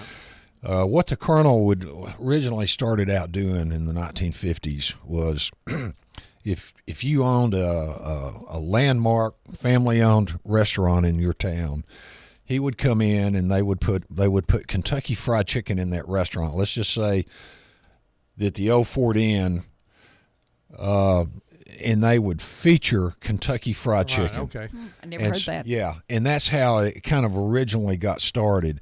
And then they began to build their own freestanding buildings. And that probably started maybe around 1960, 62. So the Inman Street KFC was probably one of the first freestanding Kentucky Fried Chickens in the country. And I also know, if the listeners will recall, that restaurant had a drive-through window. And I don't know how they got around that telephone pole. If you drive down Inman Street and look at that Cleveland Loan and Finance, there's a big telephone pole right there. And how in the world you got a 1963 Buick Wildcat through that lane? But it's all almost exactly like it was, the structure of the building. But so that was probably one of the first freestanding KFCs in the United States. Yeah, I thought it was very. Yeah. Now, what else was there on Keith Street when they first built that? Well, I believe there was a Rambler dealership out there. Max Finkel had moved that Rambler delership out there from Rambler Ridge, and I believe the Pizza Hut was out there, and then that's it. There wasn't anything else out there. Pizza Hut. Yeah, McClary's built the store right in there. Now, Jake's. Yeah, did was the store there where McClary built? Yeah. Okay. I think the gas station was there, the one that still has the big McClary. awning. That was a Phillips McClary's 66. building is where. Was Reverend Littlefield there at Jack Easterly's place then? Was his church there, or had it already moved up on the highway? now. Reverend Littlefield started his ministry there where Jack Easterly's cabinet shop is now. I'm not sure where Jack. That's on Inman Street. Yeah, what We're street am talking I? about, we're talking about Oh, Keith. we're on Key Street. I'm lost. Well, no wonder the Pizza Hut. We need to get you a Starbucks here. Here, have a Starbucks. She's already had. Or she's had too much. She had 3 or 4 Starbucks. grandes. Okay, I'm awake now. I'm on Keith Street with you now. Let's see. Yeah, there Pizza wasn't a Hut, whole okay. lot out there. There was Jake's and Yeah. that was Neil McCleary and Benny and Anything on the what's left Benny's? side? No, there With wasn't. 25th Street there then? Yeah. Okay. Yeah. But it Yeah. stopped over at Ocoee. It didn't go around. to Yeah. Pop. It wasn't Yeah. APD 40. Yeah. Yeah, the KFC opened in 1968, October of 1968. What out kind of there. business did you have there? Well, there's a story behind that store. Back in those days, KFC built what they call a take home.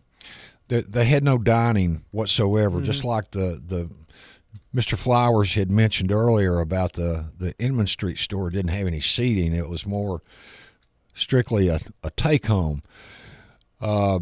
When my parents built that store, they wanted to have a dining room, and Kentucky Fried Chicken Corporation didn't want them to have a dining room out there. And at that time, KFC had just been purchased by Jack Massey from Nashville, and also John Y. Brown, who was a young lawyer, about 35 years old at the time.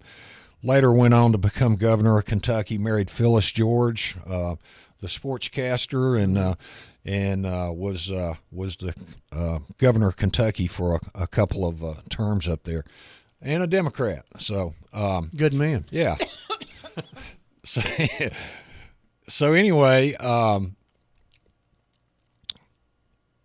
my parents were over there in Nashville trying to talk them in the engineering department, trying to talk them into putting some seating in. And the colonel was over there. He had already sold the company out, but he was still very involved in the day-to-day operations.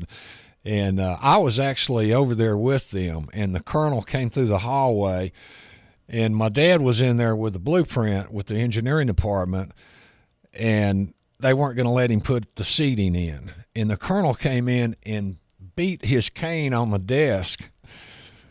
Jeff Renfro gets away with a lot, but the colonel said, let them have their damn dining room.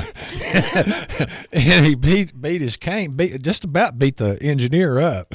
And so the Key Street KFC was the first KFC in America to have a dining room that was a freestanding KFC. So that was very historic.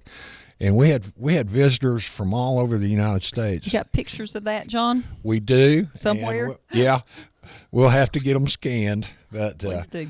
But so we had visitors. It was a landmark restaurant, and we had visitors from all over the United States come in and visit that Did the restaurant. colonel ever come here? The colonel never came here, but we spent a lot of time with the colonel. Uh-huh. Yeah. I don't think if he came here, well, I'm not aware of it, but we spent a lot of time with the colonel. I thought there back was in the one old 1960s. picture of your mom. Well, now see, my brain says there's a picture of your mom and dad with the colonel, but it could have been somewhere else. We were with him all the time. We saw him quite a bit and traveled with him. I actually sat with him and flew to Hawaii in 1970, and being with the colonel was like traveling with a rock star. It was like being with Mick Jagger. There was actually Hollywood stars that would come to see us that wanted to meet the colonel. And now, did he always wear the little white outfit? Always, always. Stayed in character. Always. Well, and now, all right. Was that him or was that a character? I seen one time when they was trying to do a commercial with him. Yeah. And he messed it up like a million times. He was very, very cranky. Hey, good morning. You're live on Old Town Cleveland. Hey, Ron. Hey. It's me. I don't mean to bother you, but no problem. I've been to the Kentucky Fried Chicken, the original place there in Corbin, Kentucky. Right. It seemed to me they had a dining room in there. Right. I know it shows where they fixed everything, and he actually lived in that building. Right. Yeah, that was Continue on, brother. Yeah. All right. Yeah. So that was the original one, but the franchises he hadn't let So the dining rooms in. After he sold out, I imagine he made a good amount of money, and then he kept probably a royalty off all that. I think he sold out for $4 million, in 1964 in January of '64. That would make me not cranky right there. That's a lot of money in that. That's a lot of money in 2013. He still owned all the KFCs in Canada, and all of them in Florida, and so he gave almost all of his money to charity. Just yeah. So that but it basically he just a common guy. Pretty much, yeah, he sure was, and that's what makes America great. That somebody, and where did he get the nickname Colonel? Well, did he give him? Did that just something they made up? Well, no, the Kentucky Colonel, the governor of Kentucky in the 1930s, and I can't recall what his name was, but Harlan Sanders' restaurant was one of his favorite restaurants to eat at. And any time that the governor of Kentucky was down in the coal mining region down there around Corbin, he would always stop and eat with the Colonel. Of course, you're familiar with the Kentucky Colonel tradition that is sort of an honorable. Help me here. I'm having a. It's just a name. I mean, it's a title. Yeah, Kentucky Colonel, and he took that. That old image of the Colonel. Every town had, and it really kind of goes back to the Civil War, where someone financed their own artillery, and he was maybe the town lawyer or business person, and so he was always nominated the colonel of his regiment because he had financed it, and so the rest of his life he kept the title Colonel, just like our Colonel Corn. We had Colonel Corn here, and he was called Colonel the rest of his life. I think Colonel Tucker. Yeah, exactly.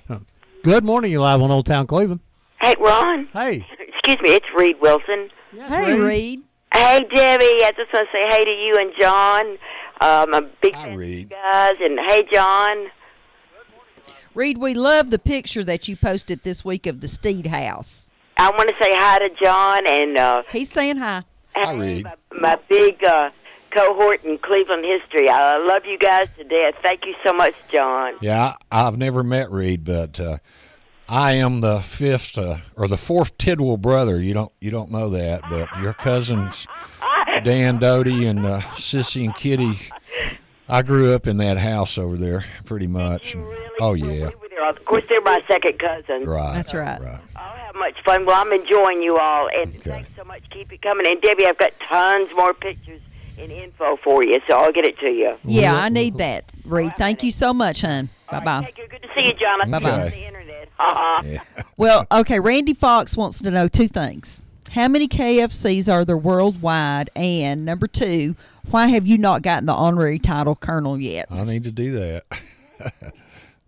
Colonel John England. I need to start letting this kind of turn white. I think you're getting there, John. Get that Ralph Buckner look, You could win all day if I said that now. So how many KFCs do you think there's? Just guessing. 6,000. Only 6,000? 6,000 or 7,000. Yeah. Colonel, I call it the Colonel. The Kentucky Fried Chicken, the KFC, it's one of those places that when you go to the one in Virginia and you go to the one here, you're sure that you're going to get the same quality of food. And I think that's the really good thing. That's not the case in some of the burger places. Can they make sweet tea up north, though? Sweet tea. That's the official greeting of the South, sweet or unsweet. I know a guy named Mark Phillips that used to work out at Duracell, and he had a meeting in Martha's Vineyard where they were like at a conference for a week, and in this little bed and breakfast that he was staying at up there at he taught them how to make sweet tea, and it was it just blew into a rage of the whole neighborhood on Martha's Vineyard that this little bed and breakfast had learned how to make sweet tea. Bless their hearts. That's something. I know that's what I said. At our daughter's wedding, in the big punch bowl was the ice from Sonic. Yeah. And sweet tea. And it was quite the hit that day because it was about 180,000 degrees that day. All right, I got a real tough question for you. That always scares me. Kentucky Fried Chicken, KFC, whatever the name is now, and I'm going to ask you about why they changed that. But the great marketing over the years, it's just been, in the bucket concept. what is you think was the greatest marketing thing you ever saw them do, and what was the biggest flop? Oh Lord.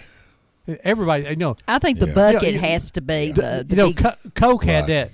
They come out with that new Coke at one time, which was just a total bomb. Now they've come back and renamed it, and now they got, when you go to the Coke aisle, there's 1,700 different types of Cokes that you can get.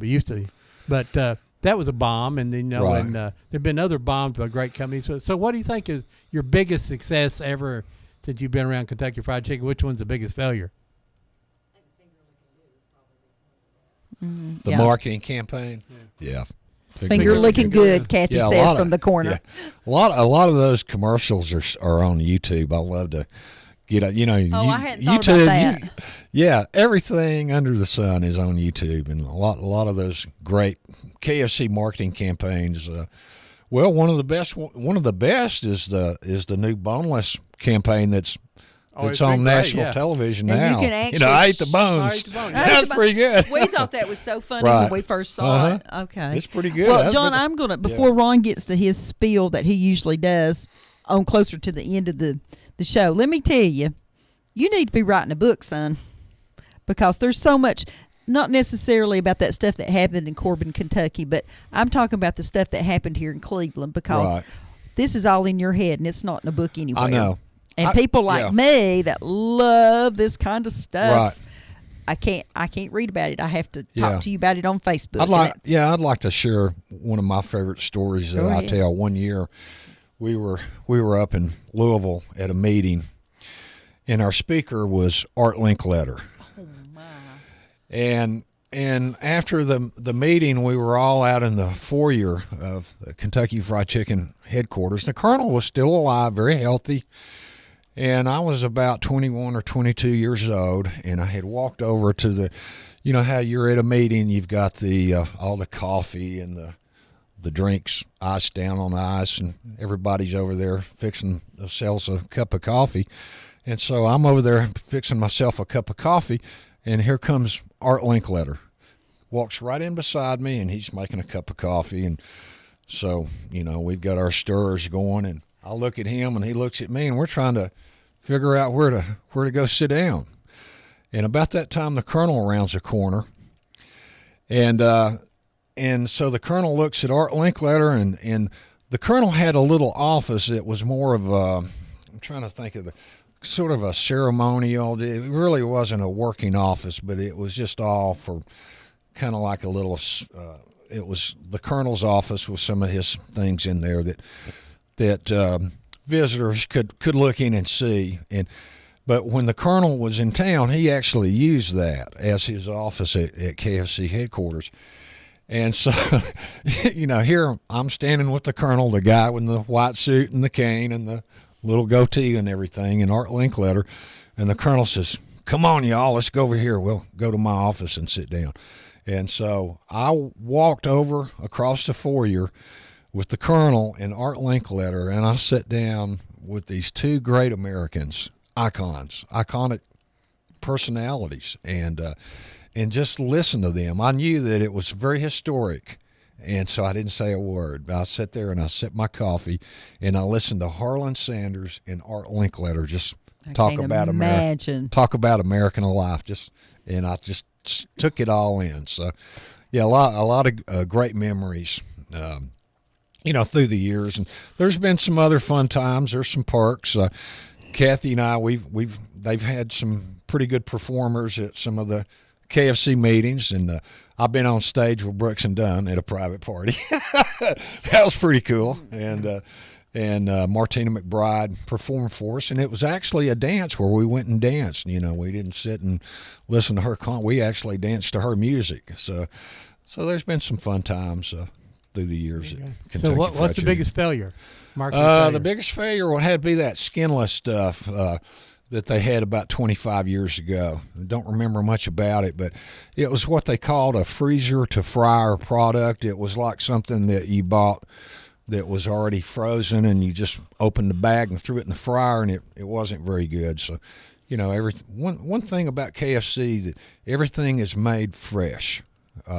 From the ground up. There's not much in that restaurant that is in a bag where we open the bag up and just throw it in a fryer. That doesn't So how does happen. the chicken come into the restaurant these days? It comes in just like a case of chickens. Now they do marinate it at the processing plant, so it does have some marinade in it.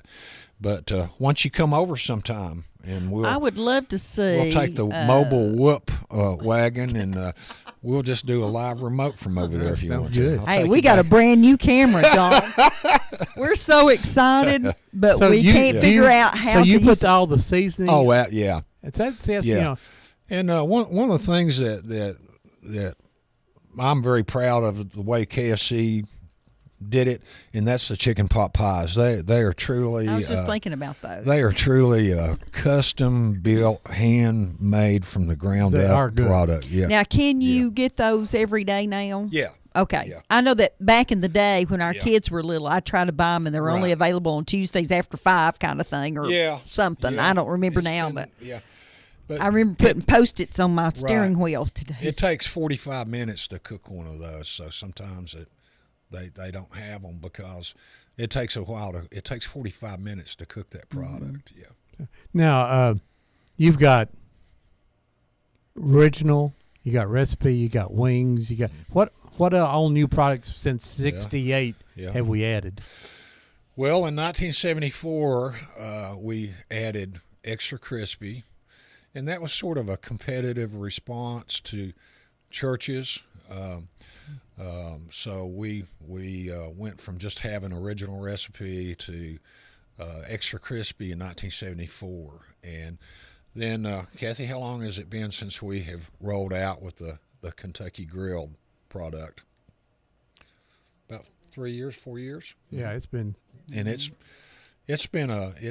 a really good product, and we build it and prepare it and cook it from the ground up in the store. So I think my favorite chicken story is about my late brother-in-law, Jerry Bandy, and he went through Zaxby's, I believe, one of those other places, and the girl on the intercom says, "Would you like that chicken hot?"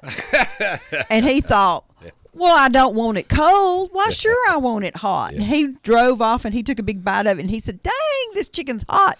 Oh, that kind of hot. And we always, every time we'd have chicken around here, we'd say, well, you want that chicken hot? Your wings are the best. Yeah. The hot wings? Yes. Well, good, thank you. They're hot enough, and they're crispy. Yeah. They don't have that red sauce that runs all over you. And gets Right. And that's my there was favorite nearly wings. a riot at KFC one Super Bowl Sunday.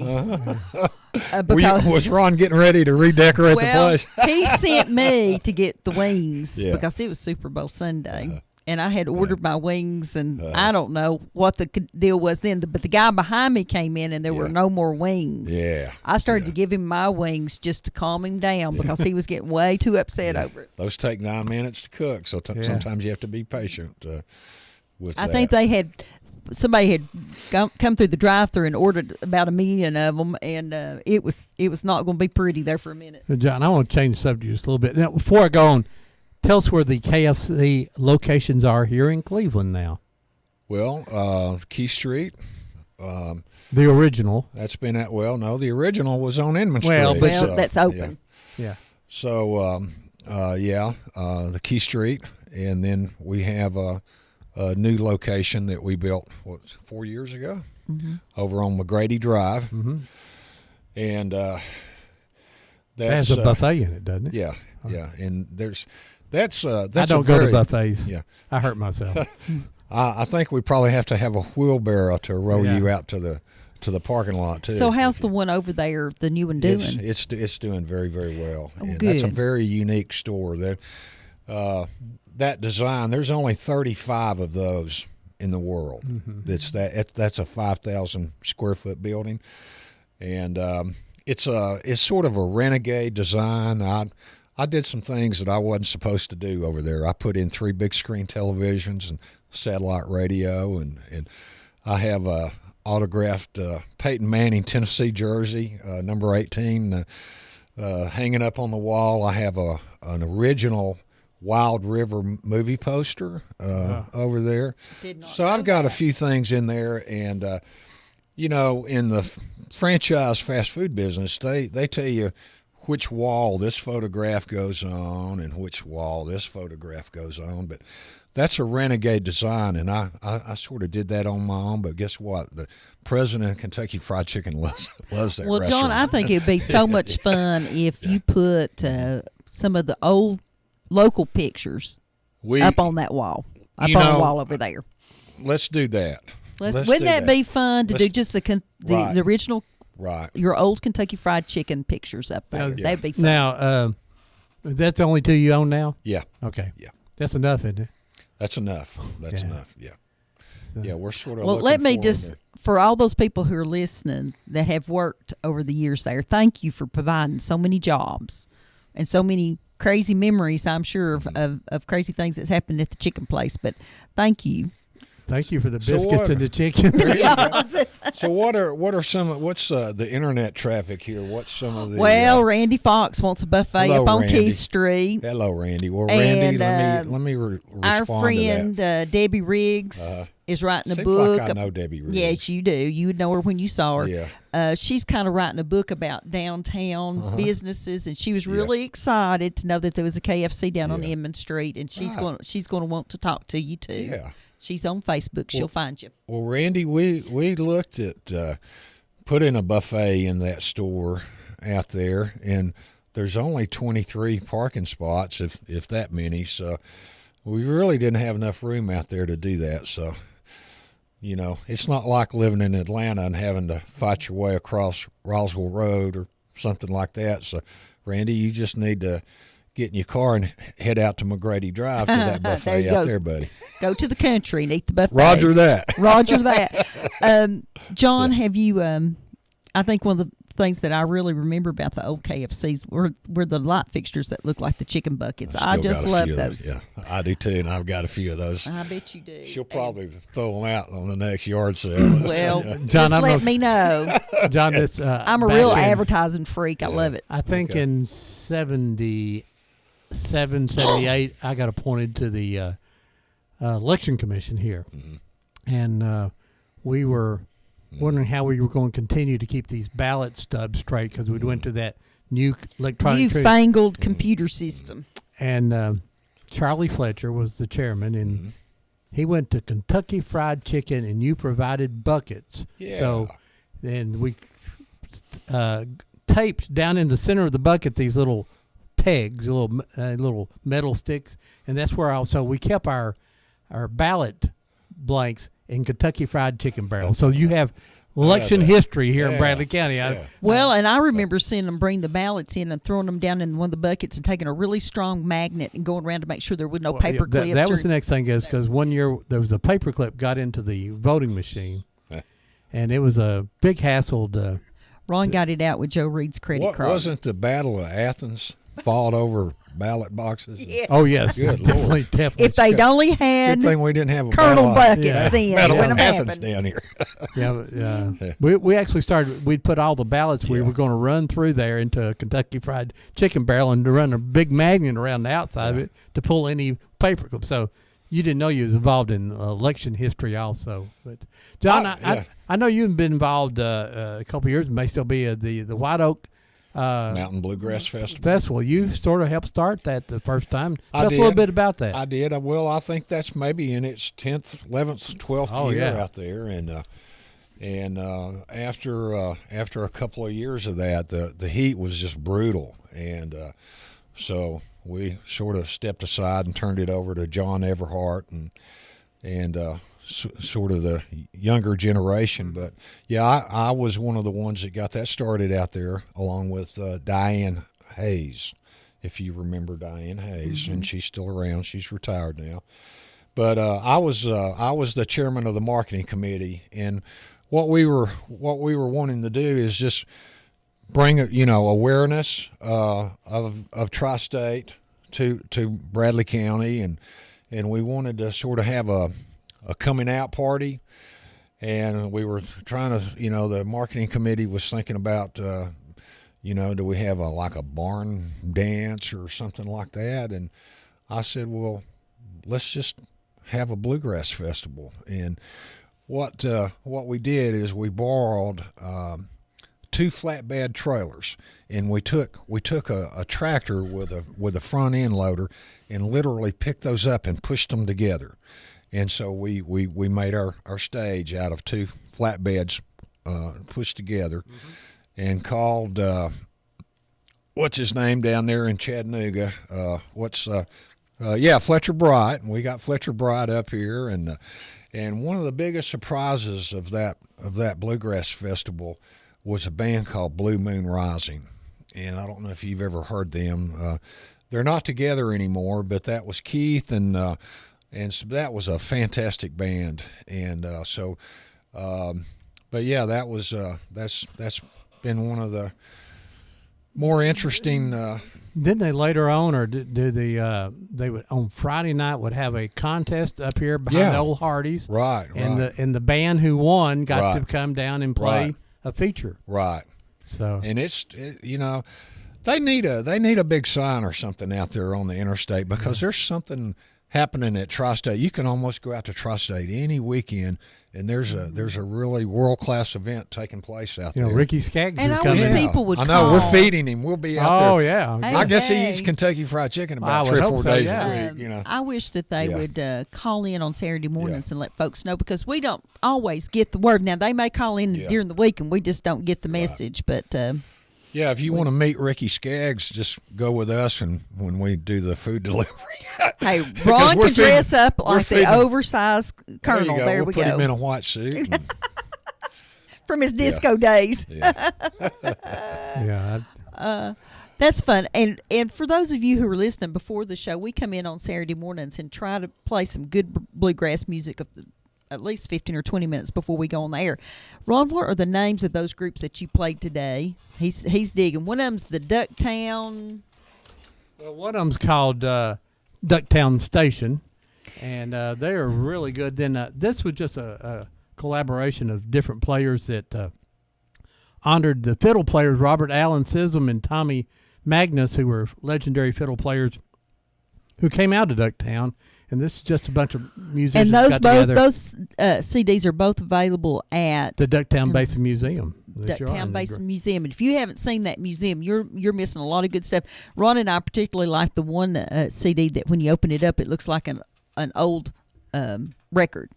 We thought that was a lot of fun. But that's what we were playing before we went on the air, and we talked about how good musicians they were, and we're going to try to invite them down to be with us. And also there's a gospel bluegrass group that we think is coming in the next few weeks. So we may have a couple of live music shows for you here in August and September. Again, if you know someone that should be a guest, it's good for you to mention that on Old Town Cleveland's Facebook page, and we'll try to get with them. And, some of the... over the 5 years, or we've completed 4 years now, is some of the, I think the show that got the most calls ever was about gas stations.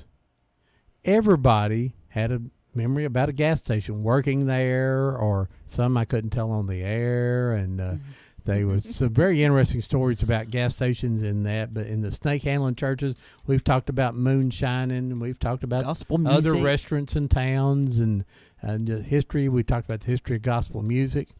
So we talk about anything, and people like to talk about remember where things used to be, and Kentucky Fried Chicken is a big part of the history of this community, because of I know we all ate there many times, and I thought it was being a young boy and a healthy eater and getting a bucket of chicken. Now that was my kind of living right there. My little sister was just very young, and she was a tiny thing. So my dad and mom, my dad was 5'7", 150 pounds. So guess who got most of the bucket? I loved it. I don't know what's up with our internet today, but it keeps bumping me off. So John, everybody's trying to now where did you? I know you attended some school out of town, but did you attend Cleveland High School, or? I went to Tennessee Military Institute. Is that up in Sweetwater? That was in Sweetwater. Okay. That later became the something else. Yeah. Something else. Some it was a military Japanese school. It was actually a scale replicate of West Point. Oh, really? Seriously? Yeah, TMI, and it was a football school masquerading as a military school. They were so serious about their sports programs, and TMI wasn't really a rich kid school. That was Baylor and McCallie, so we enjoyed coming down here with our post-grad players and kicking field goals. Post-grad players. Kicking field goals out into McCallie Avenue, and when we competed against Baylor and McCallie, and that was I guess the last. Probably I was one of the last of the true military school era, where you had to shine your brass and polish your shoes and learn how to march, and we had a indoor firing range. By the time I was like in the 10th grade, I had every NRA medal that you could get. And I remember being in an airport one time with my Class A TMI uniform on with all my NRA medals, and 2 Army officers came over to me, and they were looking at they were astonished that that I had, and it was just because in military school they taught you how to shoot, and we had indoor firing range, outdoor firing range, and so it was a lot of fun. And studying military history, you learn the difference between a tactic and a strategy. A strategy is above the shoulders, okay? And a tactic is anything below the shoulders. Oh. You follow me on that? Yeah. So it was kind of a different education. I guess you and I would have been in the same grade over there. Did you play football with Billy Collins over there at Bradley? And No. Okay. But yeah. Ron played football when he was a freshman. He played trumpet. Trombone the next 3 years. right. There you go. He decided he didn't get tackled as much. There doing was that. more girls on the bus. Right. Right. And I was dumb and slow Right. too. That was the other problem. Yeah.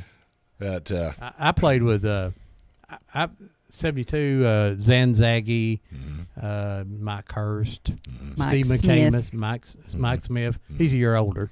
He's an old guy. Mike Smith was a quarterback at Bradley. Yeah. And we didn't win. But I thought I'd pass that off. But yeah, so now your parents, you said your dad passed away in 98, your mom? Yeah, 2007. So. But before my parents got into Kentucky Fried Chicken, my dad was a realtor. He was a charter member of the Cleveland Board of Realtors. He worked with several different companies here. He was also in the poultry business. We had a farm on Hunt Road. I sort of shared a multiple existence of growing up in town, but also we had a farm. We had a 150-acre farm down on Hunt Road, and I had little beef calves when I was a kid, and have to go down and check on our beef cattle and our chicken houses and that sort of thing. So, I have an agricultural background also, and my mom taught at Bradley through the 1950s and most of the 60s. There's probably some listeners out there that were in my mother's class, and then during the time that you two were probably at Bradley, do you remember Mrs. Llewellyn that taught distributive education? Well, my mother started that program in 1963, and so my mom started the distributive education program at Bradley, and before that, she was the home ec teacher out there in the 1950s. I used to tease my mom that she was a contributor to the high divorce rate here in Bradley County because she taught all those girls how to cook back in the 1950s. But my mom, Juanita, was a home ec teacher at Bradley through the 1950s. And then in 1963, she started the distributive education program. And then she left Bradley in 68. So you all just barely missed her. But she was that was my freshman year. She was quite a lady. Now, the final question here, and then 2 hours has gone pretty fast, is that your dad's in real estate, and now he's in the chicken business. I mean, cooking chicken. What inspired him brilliantly to change his careers and become in the restaurant business? Well, did I tell the story earlier that we were sitting in the den watching what's my line? Yeah. And he was inspired. Oh, yeah, he was inspired. So by it that was TV. a spare, just a. Yeah. Just that was it. That moment. Yeah, and my dad was a pioneer in the poultry business. They had moved here from Gainesville, Georgia, and during World War II, my father my parents both were graduates of Oklahoma State University, and my dad was a pioneer in the poultry industry, and they were I don't know if you know this or not, but Gainesville, Georgia is the Mecca universe of the poultry industry. That's where it all started. And my dad was over there in the early 1940s during World War II. He could have gone in. Actually, the Navy wanted him to come in as a commissioned officer, and he was getting ready to go into the Navy. And the Department of Agriculture says, "No way. You know, your civilian job is more important to the war effort."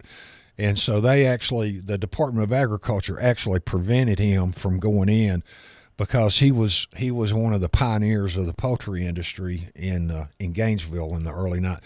And he worked with a man over there named Jesse Jewell. And if you go into downtown Gainesville, there's a Jesse Jewell Boulevard, and that's like their key street running through there. And also he worked with Harry Levine, and you may not know who Harry, but you know the name Lorette Mills, Lorette Farms. Yeah. He and my dad were partners back in the 1950s in the poultry business. So what did your dad actually do here in the poultry business?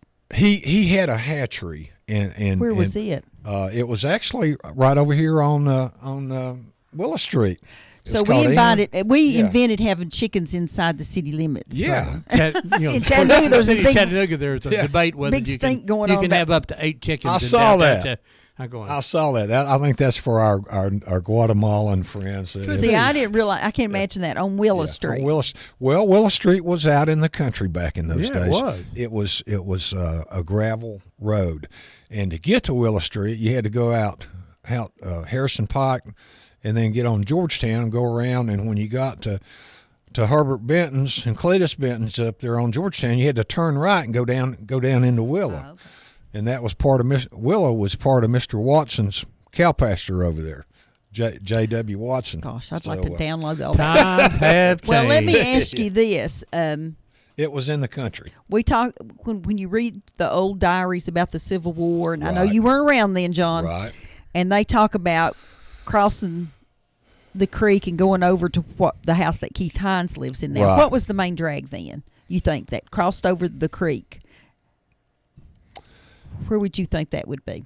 I think what you're leading up to is a skirmish that occurred here, and I don't, it's been 25 years since I've read this stuff like Yeah, I we all understand. have, and I don't recall any dates, but I believe that there was a couple of companies of Union soldiers that were stationed here, and they were uptown. And I believe that the Confederate Army was at Dalton and the Confederate Cavalry was at Spring Place. And they came up the Spring Place Road and came into town and attacked this couple of cavalries, or these couple of companies, and chased them out to Harrison Pike. To the right? Reeder Farm, yes. Yeah, to the Reeder Farm. Which is Jackson's Lake now. Right. And I just keep trying to figure out where the road was that they got from downtown to out there. Well, I don't think that Inman Street was there. I think they came down first. Yeah, Inman was So built later. first would have been north at that Right. time, and so North Street somehow, because Right. where the intersections at Right. up here at Georgetown and Harrison Pike, there was a great big old barn there, so it Yeah. had to go Yeah. probably north. Now, one thing I know that road went right in front of the Reeder Farm. Yes. It wasn't over Right, where it was where is closer. it? You can And, see The those. lakes weren't there at that time. Yeah. During the Civil War, were they? No, there was this. They had a mill. a race there with a mill that was right where the road hits Harrison Pike. Well, we're off on some other subject now, but that's good. Now, John wasn't sure he could talk for 2 hours. I think we're going to have him back I because knew John. I wanna- we didn't get to the Civil War stuff I like want I to wanted say to. one more thing about the Reader Go right plantation ahead. out there.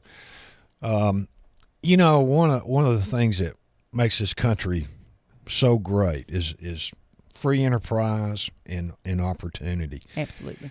And I want to share a story that I've heard, and I don't recall who told me this, but you know, there was a lot of poverty out in the Prospect area. There was a lot of poverty out that way back in the 1940s and 50s and on back in the 20s and so forth.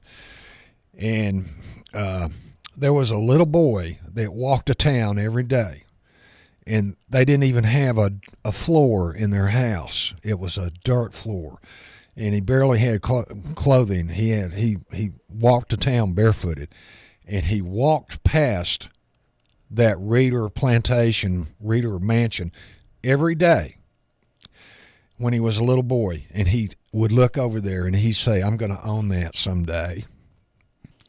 And that was Ray Jackson. Absolutely. And provided food for lots of tables. That was Ray Jackson.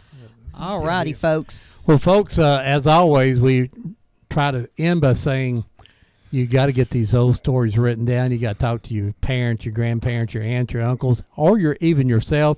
Record these stories. Talk to yourself. Pull your phone out. They've got recorders on your phone now. Take videos. Find those old pictures out from under the bed and in the closet. Write names on them so that you'll know who they are. Yeah. We'll always remember what happened at Pearl Harbor, but we may not remember what happened in your family or down your street. Or on Inman Street or on Key Street. Folks. Thanks, folks. We'll see you next week here on Old Town Cleveland. Bye-bye.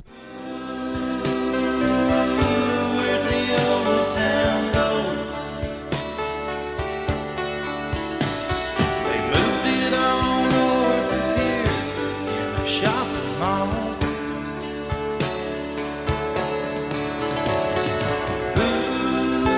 Ooh, where'd the old town go? Did my hometown get old, or just me? Did all my friends get old, or just me?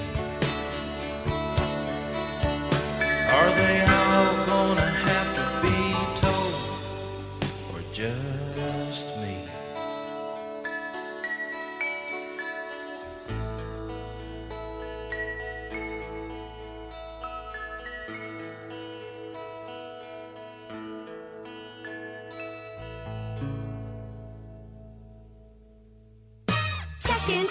Checking to cash. We'll beat any rates they don't pay.